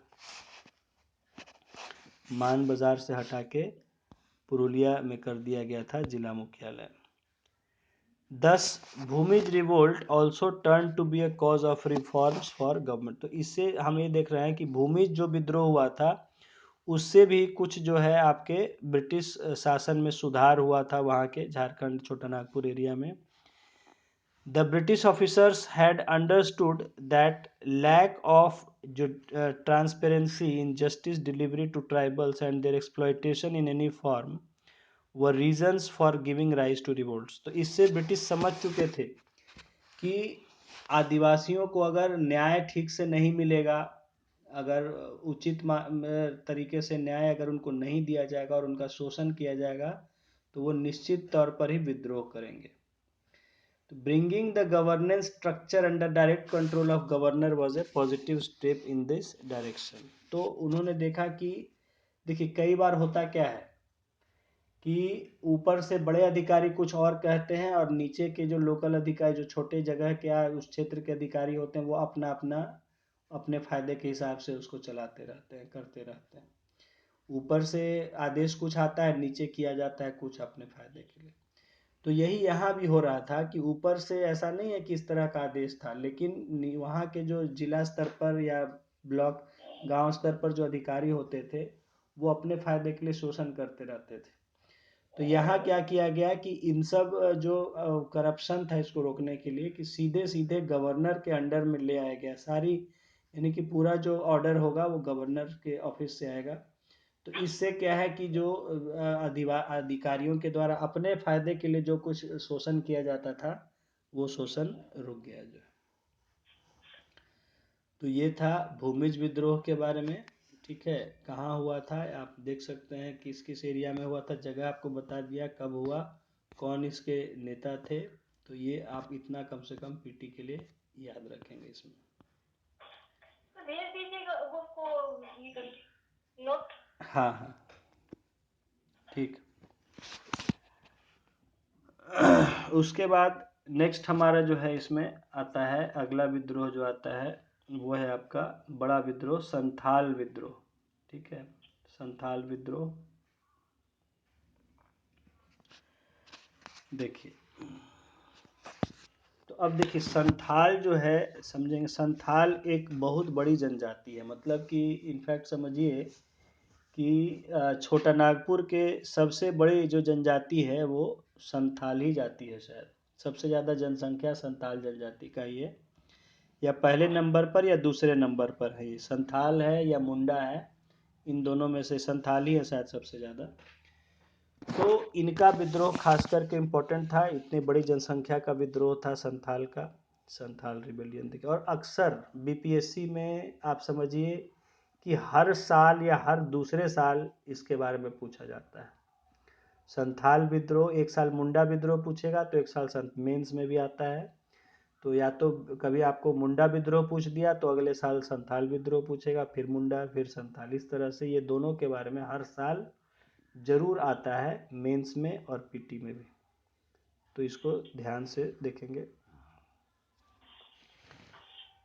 The Santhals, persecuted by the zamindars of Birbhum, Dhalbhum, Singhbhum, Manbhum and Bankura, had started to relocate to Santhal Parganas, also known as Damin Koh, right from year 1790. देखिए, अब जैसे कि बाकी आदिवासियों के साथ हो रहा था, संथालों के साथ भी हो रहा था, भाई इनका भी अत्याचार हो रहा था, इन पर भी शोषण हो रहा था। तो ये जो थे, इनका क्षेत्र जो संथाल बीरभूम है, अब बंगाल में आता है अभी, बीरभूम, ढालभूम, सिंहभूम झारखंड में है, मानभूम एंड बांकुड़ा। तो इस क्षेत्र के जो संथाल थे, जो कि तंग आ गए थे जमींदारों से, शोषण से, अंग्रेजों के कानून से, तो ये क्या है, अपना अपना जिले से छोड़ के ये जो नया जगह बनाया गया था, जिला बनाया गया था संथाल परगना, आज भी है संथाल परगना डिवीजन है। तो संथाल परगना इलाके में ये अपना अपना वहाँ से छोड़ के आने लग गए थे, एक जगह जमा होने लग गए थे, इसलिए इसको कहा गया संथाल परगना, संथालों का ही इलाका, पूरा संथाल वहाँ खाली। और ऑल्सो नोन एज दामिनी कोह, इसको दामिन कोह भी वहाँ के लोकल झारखंड के भाषा में, छोटा नागपुर आदिवासियों की भाषा में दामिन कोह कहते हैं। ठीक है, कोह का मतलब होता है गुफा। ठीक है, तो ऐसा मतलब समझिए कि ये लोग बचने के लिए, अंग्रेजों और जमींदारों से बचने के लिए इन क्षेत्र में आके छुप के रहने लगे थे, तो इसलिए इसको दामिन कोह कहते थे। 1790 ईस्वी से The rebellion raised by these very Santhals has been the most talked about revolt in the history of Jharkhand, as this inflicted large-scale damage to life and property of the company and its employees and officers and the zamindar supported by it. कहा जा रहा है कि ये जो विद्रोह किया गया संथालों के द्वारा, ये सबसे ज़्यादा इसके बारे में चर्चा होती है झारखंड के इतिहास में। झारखंड के इतिहास में अगर कोई विद्रोह का सबसे ज़्यादा चर्चा होता है तो संथाल विद्रोह, फिर मुंडा विद्रोह, क्योंकि इसने डिसइंफ्लिक्टेड लार्ज स्केल डैमेजेस, बहुत बड़े स्तर पर जान माल का नुकसान किया था कंपनी का, ब्रिटिश का, और उसके जो कर्मचारी थे, उसके अफसर थे उन पर, और साथ ही साथ जो जमींदार उनका समर्थन करते थे, इन सब का बहुत बड़े स्तर पर ये विद्रोह हुआ था और बहुत ज़्यादा लोगों की मारे गए थे इसमें, इसलिए इसका बहुत सबसे ज़्यादा नाम लिया जाता है संथाल विद्रोह का। और चूँकि ये बहुत बड़ी जनजाति है, सबसे ज़्यादा संख्या में पाए जाते हैं संथाल, पूरे मतलब समझ लीजिए पश्चिम बंगाल, झारखंड, एमपी का भी कुछ इलाका है, उड़ीसा का भी कुछ इलाका है, छत्तीसगढ़ का भी, मतलब काफ़ी बड़े एरिया में संथाल पाए जाते हैं, बहुत बड़ी संख्या में। Exploitation of peasants was primary reason behind this region. अब इसका देखिए, कहा जा रहा है कि मुख्य कारण क्या था इस विद्रोह का, एक्सप्लॉयटेशन ऑफ पेजेंट्स, यानी किसानों का शोषण, वही जो है इसका मुख्य कारण था जो है। The Santhal tribe was also dependent on agriculture and forest, but the zamindari system had started to dispossess them of their own lands.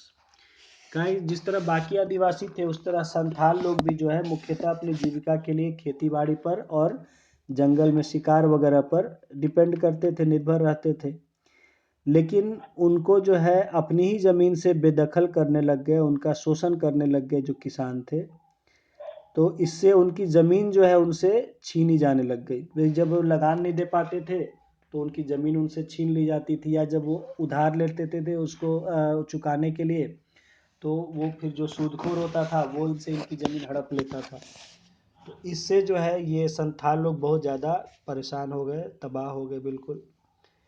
The zamindars, supported by British, were exploiting them blatantly, and additionally, the company had unfairly raised agricultural taxes beyond capacity of these Santhals.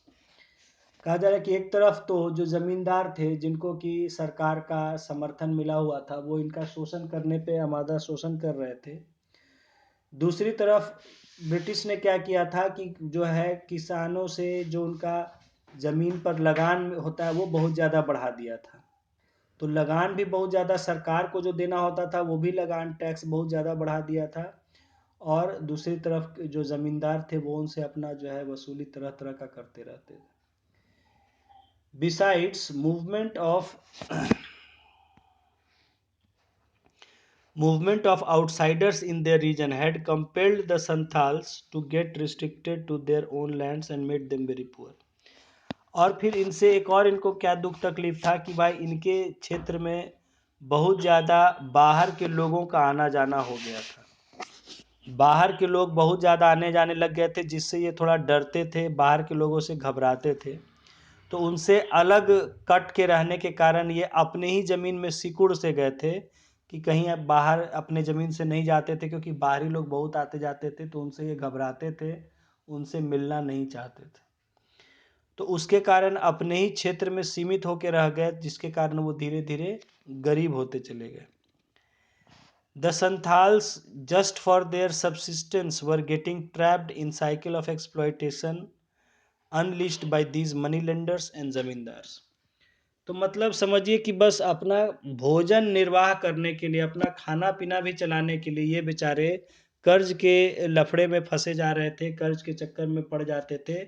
और सूदखोर जो थे वो सब जो ज़मींदार जो थे वो इनसे खूब सारा पैसा वसूल कर रहे थे, ब्याज कर रहे थे, जिसके कारण इनको जो है गरीबी के चक्कर में गरीब होते जा रहे थे। These exploiters provided loans at high interest rates and then indulge in mental and physical operation in the name of recovery. तो देखिए, जैसा अभी आपसे कहा कि ये जो उधार देने वाले लोग थे, पहले तो ये बहुत हाई इंटरेस्ट, बहुत ऊंची ब्याज दर पर इनको पैसा देते थे, और उसके बाद जब ये समय पर पैसा नहीं दे पाते थे या नहीं चुका पाते थे, तो उनका बहुत ज़्यादा शारीरिक रूप से उनको यानी कि मार पीट करना, हथकड़ियों से, बेत से पिटवाना, या फिर उनको बांध के सबके सामने बेइज्जत करना, नंगा करना, बहुत तरह का उनका बेइज्जत करना। तो इस तरह से अत्याचार उन पर बहुत ज़्यादा वसूली के नाम पर करने लग गए थे लोग। The judicial system also sided with these very rich and wealthy. तो ये जो, और फिर जो न्याय व्यवस्था थी, जो कोर्ट थे, कानून कचहरी थे, वो भी जो है इन अमीर लोगों के ही साथ जो है देती थी। तो इससे जो है वो बहुत ज़्यादा फिर आजीज आ गया, जो है जो जब ये कानून कचहरी जाते थे तो वो भी अमीर लोग का साथ देती थी। जो शोषण इनके करने वाले जो सूदखोर थे, ज़मींदार थे, उन्हीं का पक्ष लेती थी। The Santhals, unable to find a way to wriggle out of this network of exploitation, were going to the extent of committing suicide. तो बेचारे जो सीधे साधे संथाल लोग थे, जब उन्हें और कोई रास्ता नहीं समझ में आया कि कैसे इस चक्रव्यूह से निकलें, अंत में यहाँ तक नौबत आ जाती थी कि वो सुसाइड करने तक पर मजबूर हो गए थे। Common people would wish for an incarnation of God only to help them in such a grave situation. और आम आदमी क्या करता था कि सोचता था कि अब तो लगता है कि भगवान ही अवतार लेके आएंगे तो हमारी रक्षा कर पाएंगे, ऐसी हमें परेशानी से निकाल पाएंगे। God also heard their prayers, and that's how two young brothers named Siddhu and Kanhu came forward to oppose this atrocious exploitation of Santhals. और कहा जाता है कि ऐसा लगता है कि ईश्वर ने सही में उनकी बात सुन ली, उनकी प्रार्थना को सुन लिया, और उनकी मदद करने के लिए जो है दो नवयुवकों को उकसाया, जिनका कि नाम था सिद्धू और कान्हू। और उन्होंने जो है आपके अंग्रेज़ों के खिलाफ इनके नेतृत्व करने के लिए तैयार हो गए, सिद्धू और कान्हू।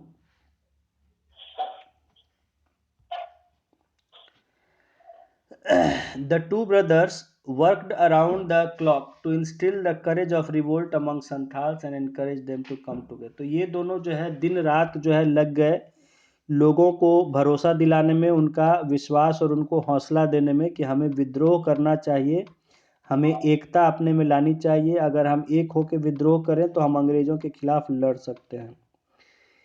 इन द ईयर 1855, तो सन 1855 में हजारों संथालों ने, thousands of Santhals organized a meeting under the leadership of four sons of Bhognadih resident Chunnu Manjhi, Sidhu, Kanhu, चांद और भैरव। तो देखिए, ये भोगनाडीह में ये रहने वाला एक आदमी था चुन्नू मांझी, जिसके कि ये चार बेटे थे, सिद्धू, कान्हू, चांद और भैरव। ये चारों जो है इसका नेतृत्व किए इस विद्रोह का, संथाल विद्रोह का। जो देखिए कहाँ से शुरू हुआ, भोगनाडीह से। भोगनाडीह में जो है चुन्नू मांझी का 4 बेटा था, सिद्धू, कान्हू, चांद और भैरव। तो इन्होंने जो है शपथ लिया कि हम विद्रोह करेंगे, और इनके अंडर में हजारों की संख्या में संथाल ने जो है विद्रोह करने का शपथ लिया। Sidhu and Kanhu were successful in instilling a new spirit in these people. तो इनसे लोगों में इन्होंने एक नया जोश भरने में सफल रहे। They unitedly served an ultimatum to dikus to get away from their land. उन्होंने क्या किया कि अपना जो है एक फैसला किया और कह दिया दिकू लोगों को, बाहरी लोगों को, कि भाई आप हमारी ज़मीन छोड़ के चले जाओ जो है।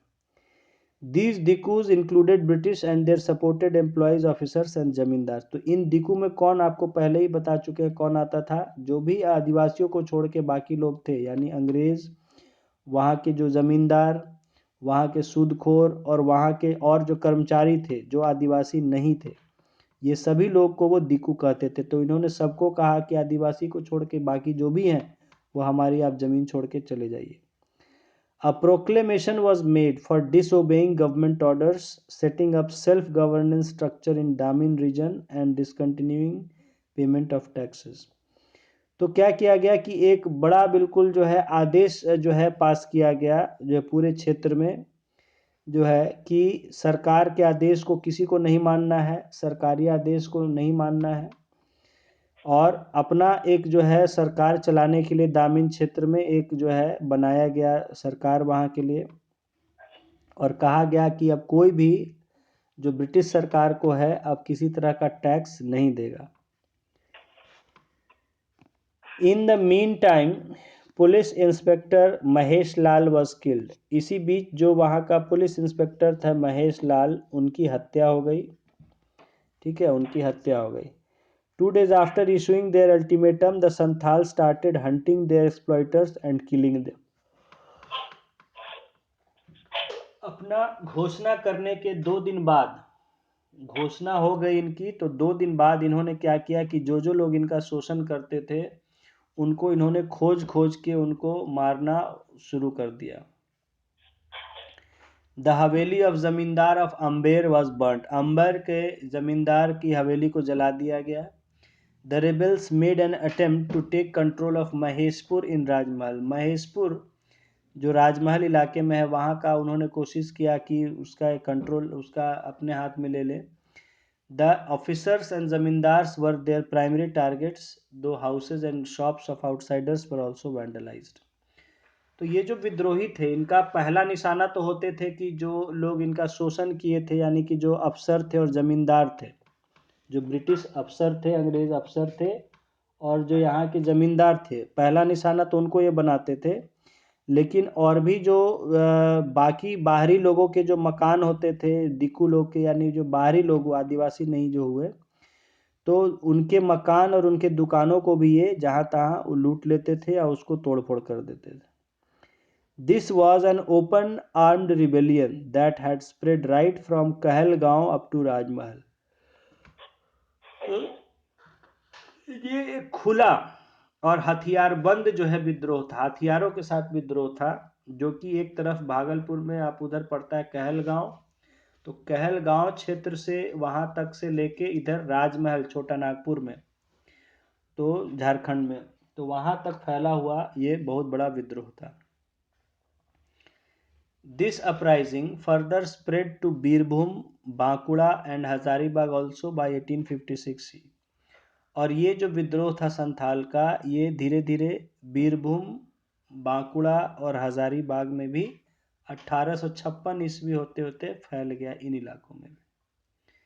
This made the company worried and attempts were made to persuade the Santhal through dialogue. इतने बड़े इलाके में जब विद्रोह फैलने लग गया तो उससे कंपनी जो है बहुत चिंता में आ गई, और उसने सोचा कि क्यों नहीं इनसे शांति कर लिया जाए, इनको मिला लिया जाए। तो उसने तो उसने जो है इनको बातचीत करने के लिए और सुलह करने के लिए जो है उनसे समझौता करने की बात रखी। However, the Santals, whose hostility had taken shape after crossing the limits of patience, were not ready to listen. कहा जा रहा है कि लेकिन संथाल जिनके बर्दाश्त की सीमा पार हो गई थी, जिन्होंने इतना अत्याचार सह लिया था, उनका धैर्य टूट चुका था, वो अब कोई भी बात सुनने के लिए तैयार नहीं थे. The Santhals had already vowed to remove the Britishers and their supporters from their lands. तो संथाल जो कि पहले ही ये शपथ ले चुके थे कि हम अपने जगह से जितने भी ब्रिटिश लोग हैं, अंग्रेज़ हैं, उनको और उनके जो समर्थक हैं, यानी कि जो ज़मींदार हैं, जो उनके अफसर हैं, तो उन सब को हम जो है यहाँ से हटा के ही दम लेंगे. तो वो अब जो है शपथ ले चुके थे, सुनने को तैयार नहीं थे. British officers were getting burned one by one. तो ये क्या कर रहे थे, एक पर एक करके ब्रिटिश सरकार के जितने भी ऑफिस थे उन सबको जलाते जा रहे थे. Even the Britishers were being killed wherever the Santhals could find them. और जहाँ भी ब्रिटिश अफसर या ब्रिटिश लोग मिल जाते थे संथालों को, वो उनको मार डालते थे. द संथाल्स हैड टर्न्ड काल इनकारनेट. कहा जा रहा है कि वो साक्षात काल का रूप हो गए थे संथाल लोग. जहाँ भी कोई अंग्रेज दिख जाता था, जहाँ भी कोई बाहरी आदमी दिख जाता था, उसको वो सीधे मौत के घाट उतार देते थे. They went on killing even the British women and children. यहाँ तक कि ये जो है अंग्रेज़ों की जो औरतें थी, बच्चे थे, उनको भी मार डालते थे. मतलब चूंकि इनके भी औरतों पर बहुत अत्याचार किया गया था, इनके भी बच्चों पर बहुत अत्याचार, उनको भूखे मरने के लिए छोड़ दिया गया था. इनकी भी औरतों का बेइज्जती करना, उनका इज्जत ले लेना या उनको काम कराना, शोषण करना बहुत ज़्यादा उनके साथ हुआ था. तो इसलिए ये भी जो है औरतों और बच्चों को भी बख्श नहीं रहे थे इसमें. The upheaval caused by Santhals unnerved the British administration. तो इतने बड़े जो है स्तर पर जब विद्रोह होने लग गया संथाल के द्वारा, तो इससे जो है ब्रिटिश जो शासन था वो घबरा गया. The company allowed full freedom to its army to suppress the rebellion. तो उन्होंने क्या किया कि अपनी फौज को खुली छूट दे दी कि जैसे मन है वैसे आप दबाओ, लड़ो, लेकिन इस विद्रोह को दबाओ, रोको. The Britishers also demonstrated extreme brutality towards Santhals and burnt many of their villages. तो इन्होंने भी क्या किया, अंग्रेज़ों ने, कि संथाल के खिलाफ पूरा सबसे ज़्यादा कड़ा अत्याचार किया. जितना ज़्यादा वो अत्याचार कर सकते थे, उनके गांव उनके जला दिए पूरी तरह से. The British army was busy round the clock hunting down Santhal leaders and they were successful also to a great extent.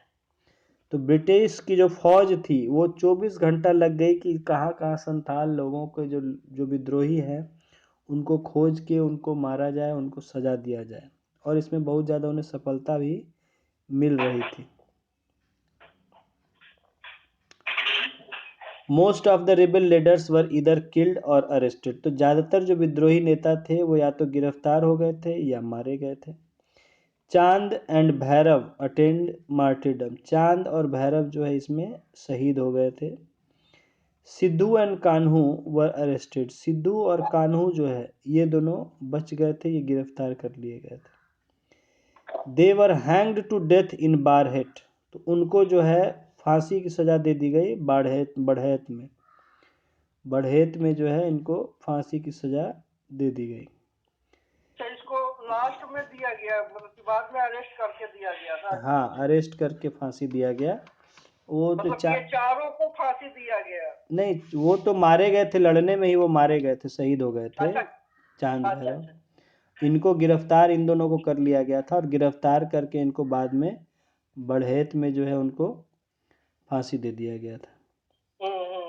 The rebellion had still been successful to some extent as the Santhals were able to either kill or oust most of Britishers and their supporters from the region. तो कहा जाता है कि संथाल जो विद्रोह हुआ वो सफल माना जाता है क्योंकि बड़ी संख्या में, लगभग मतलब जितने भी इनके क्षेत्र में अंग्रेज अफसर थे या बाहरी लोग थे, उनको ये वहाँ से निकालने में सफल हुए थे. बहुत लोग छोड़ के चले गए थे अंग्रेज यहाँ से, या बाहर के लोग यहाँ से चले गए थे.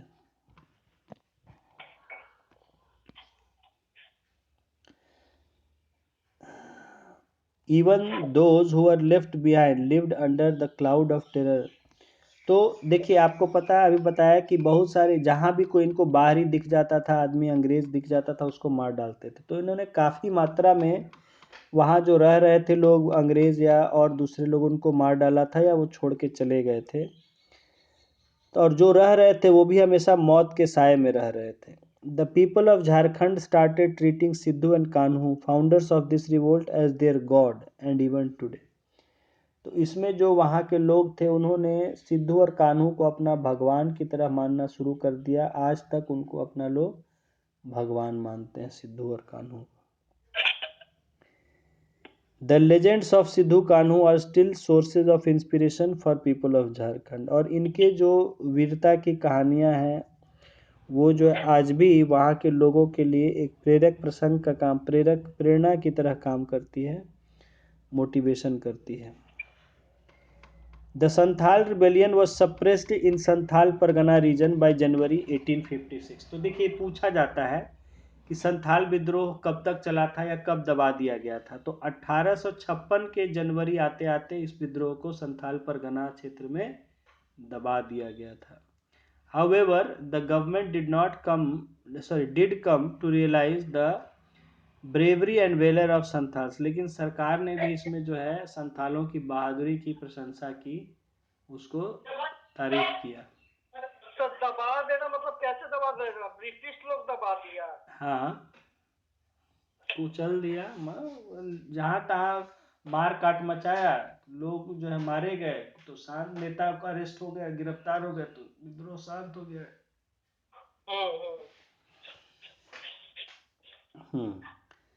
द गवर्नमेंट हैड टू जगह का नाम है परगना। संथाल परगना। हाँ, आज भी क्षेत्र है, आज भी आप बंगाल में जाएंगे या तो संथाल परगना एरिया है, वहाँ पर डिवीजन है। तो संथाल परगना नाम ही है। देखिए, परगना जो वर्ड है जिले के लिए कहते हैं,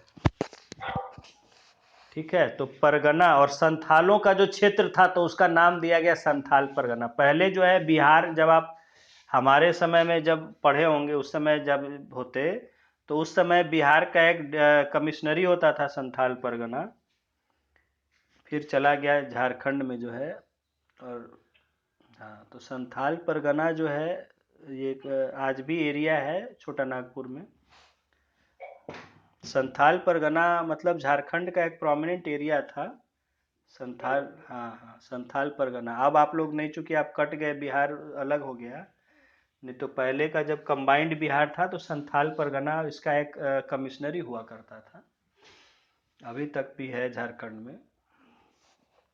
खैर, तो the government had to accept the need for reforms in governance. तो इस संथाल विद्रोह के कारण क्या हुआ कि जो सरकार को जो है आपके सुधार के लिए मजबूर होना पड़ा, वो कि सरकार में हम कुछ सुधार करें।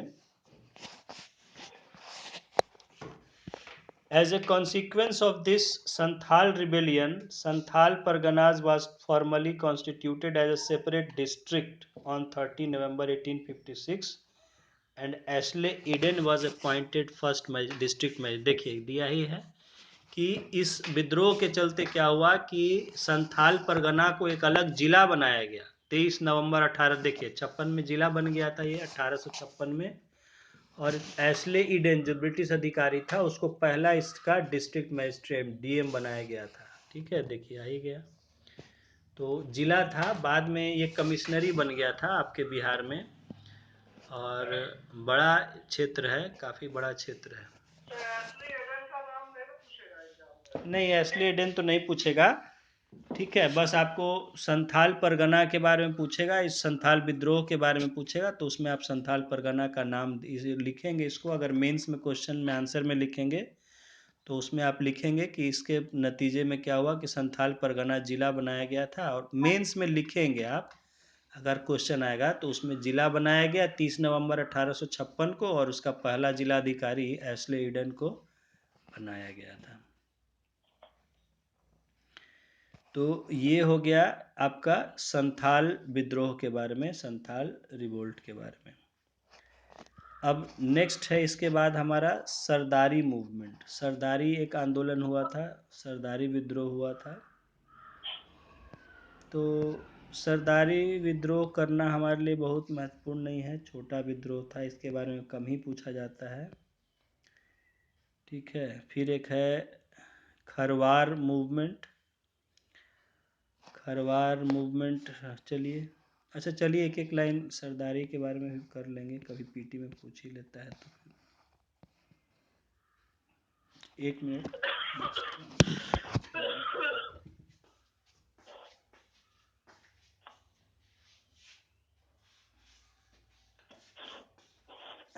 2 मिनट होल्ड करेंगे, 2 मिनट।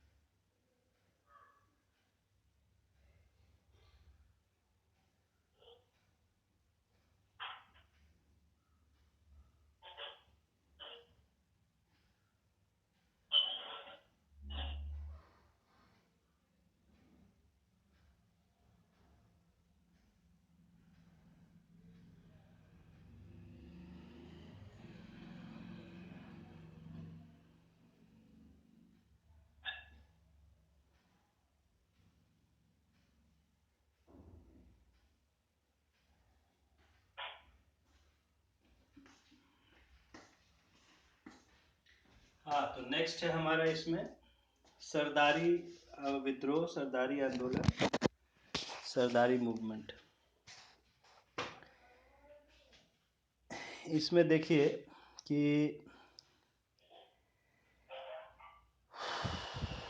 ये जो सरदारी आंदोलन हुआ था, ये थोड़ा सा इसमें इसका कारण अलग था। कारण ये था, देखिए ब्रिटिश जो आज, चलिए इसको भी देख लेते हैं सरदारी आंदोलन को, कि ये एक ब्रिटिश के आने से एक और, जैसे मैंने कहा कि वो इनके जीने के तौर तरीकों में दखल देने लगे थे, इनके धार्मिक मामलों में दखल देने लग गए थे। तो इससे धीरे धीरे आपको पता, जब ब्रिटिश आए तो उनके साथ साथ कुछ क्रिश्चियन मिशनरीज भी आए थे यूरोप से, जो कि क्रिश्चियन धर्म का प्रचार प्रसार करने में लगे हुए थे, और बहुत से लोगों को वो सफल भी हुए थे क्रिश्चियन धर्म में परिवर्तित करने में। तो इससे जो है लोग, आदिवासी लोगों को लग रहा था कि ये हमारा, ऐसा नहीं कि लोगों का धर्म परिवर्तन कर देंगे, हमारे धर्म को नष्ट कर देंगे। तो इस तरह की सोच जो आ रही थी, तो इसके कारण उनको मन में एक असंतोष फैल रहा था कि ये हमारा, लगता है यहाँ धर्म परिवर्तन ही करने के लिए आए हैं, हमारे धर्म को चौपट करने के लिए आए हैं।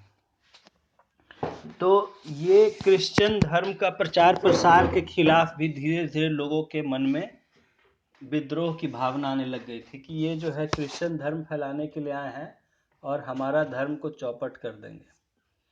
तो इसके खिलाफ भी जो है कुछ विद्रोह हुए थे, जिसमें कि ये सरदारी आंदोलन, सरदारी विद्रोह था इसी में जो है।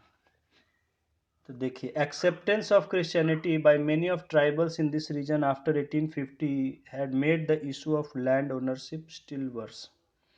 अब इसमें क्या हुआ था कि बहुत सारे जो आदिवासी थे, जिन्होंने धीरे धीरे क्रिश्चियन धर्म को अपनाया था, तो इससे जमीन के जो उत्तराधिकार होते थे, कानून, उन सब में दखल होने लगे, क्योंकि आदिवासियों के जो, या हिंदू रीति रिवाज से रह रहे थे, या अपना आदिवासी धर्म के हिसाब से रह रहे थे, तो उनका जो है परिवार का नियम कानून अलग होता है, और क्रिश्चियन में फिर जो है धर्म में नियम कानून अलग तरह से होता है। तो यहाँ क्या था कि ज़मीन का फिर कैसे आगे परिवार में होगा बंटवारा वगैरह, या उसका मतलब कि एक पीढ़ी से दूसरे पीढ़ी में, बाप से बेटे कैसे ट्रांसफ़र होगा, क्या होगा अधिकार, इन सब को लेके बदलाव होने लग गया था। जिससे कि ये लोग परेशान हो गए थे। Tribal reform movements were launched in protest of against widespread promotion of Christianity. ठीक है, तो यहाँ क्या था कि ये जो सुधार आंदोलन कुछ शुरू हुए थे आदिवासियों में, कुछ धर्म सुधार आंदोलन भी शुरू हुए थे, जिसमें कि क्रिश्चियन धर्म का, ईसाई धर्म का इतना ज़्यादा प्रचार प्रसार जो होने लग गया था आदिवासी इलाकों में, उसके खिलाफ ये आंदोलन शुरू किए गए थे। और साथ ही साथ ये नहीं समझेंगे, बल्कि दूसरी तरफ ये भी समझेंगे कि आदिवासियों के साथ धर्म के नाम पर ही बहुत तरह का भेदभाव होता था, शोषण होता था। तो या उनके जो धार्मिक जो उनकी सोच थी उसमें बहुत सारी कुरीतियां आ गई थी, गलत कुछ नीतियां आ गई थी। तो उन नीतियों के चलते भी आदिवासी लोग परेशान होकर अपना धर्म बदल रहे थे। तो इस बात को लेके समझा गया कि कुछ धर्म में कुरीतियां आ गई हैं, जिसके कारण कि आदिवासी लोग अपना धर्म परिवर्तन कर रहे हैं, क्रिश्चियन धर्म को अपना रहे हैं।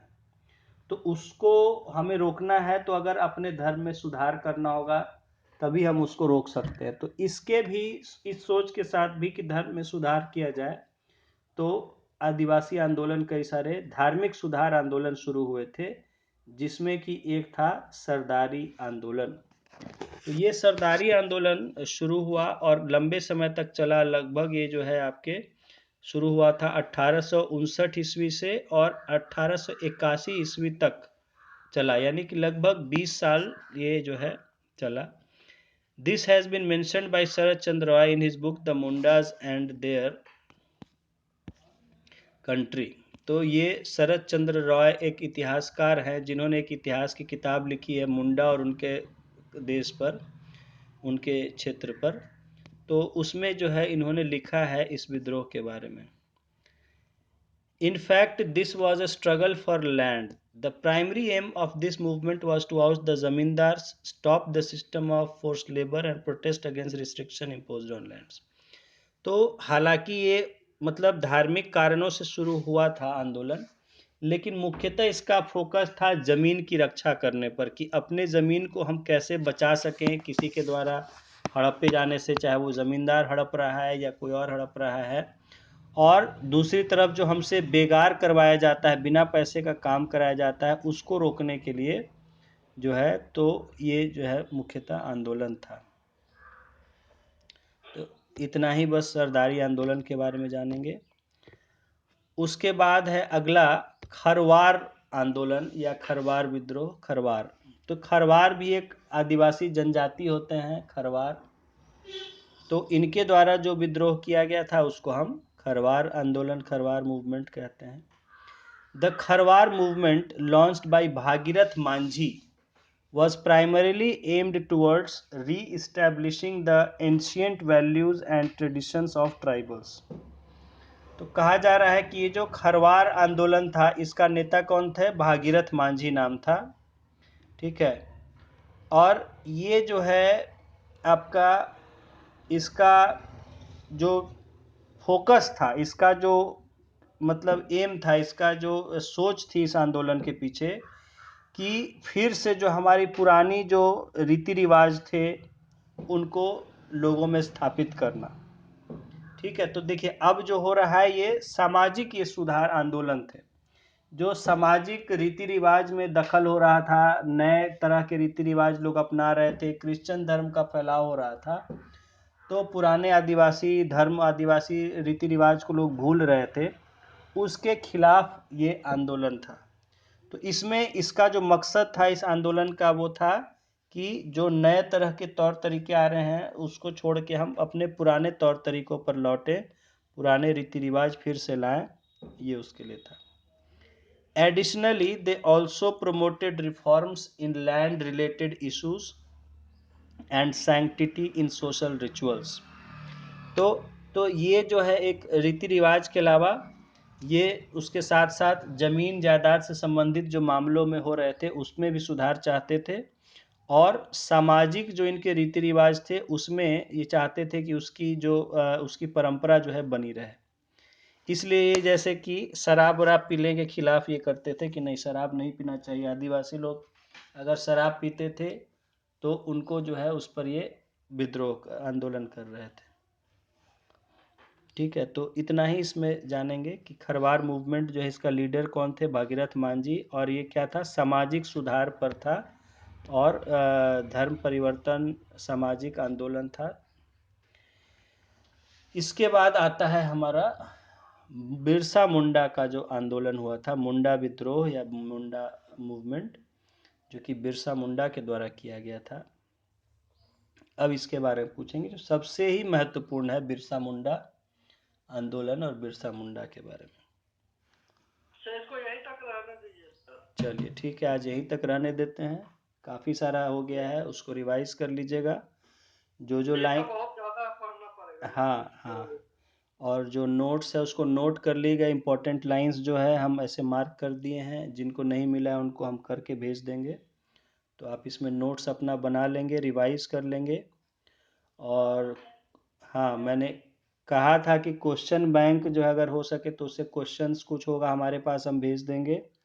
तो यस सर, क्वेश्चन बैंक। हाँ, क्वेश्चंस भी जो है उसको देखते चलेंगे, जो टॉपिक से, जैसे देखिए कल बताया तो इसी बार अभी जो 69वां हुआ है उसमें देखिए 2 क्वेश्चन सीधे आया हुआ था, तो उसको देखेंगे आप लोग इस तरह से, या इधर का 4-5 बार 64वीं के बाद से 64, 65, 66, 67, 68, 69, इसके पेपर में जो क्वेश्चंस आए हुए इन टॉपिक से उनको आप देखते चलेंगे, आपको अपने समझ में आएगा किसको याद रखना है, क्या फोकस करना है, क्वेश्चंस को भी सॉल्व करते चलेंगे। ठीक है, नोट्स बना लेंगे, ज़रूर लिख लेंगे, और नहीं अगर मिलता है तो हमें रिमाइंड कर देंगे, कई बार हम व्यस्त होता है तो काम में देर हो जाता है, तो आप लोग रिमाइंड कर देंगे कि सर नहीं मिला है, भेज दें उसको, तो हम आपको समय पर उसको भेज देंगे, अपना नोट्स बना के रिवाइज कर लेंगे। ठीक है, चलिए इसको वीडियो भी अपलोड कर देंगे, जिनको होगा अपना देख के उसको रिवाइज कर लेंगे।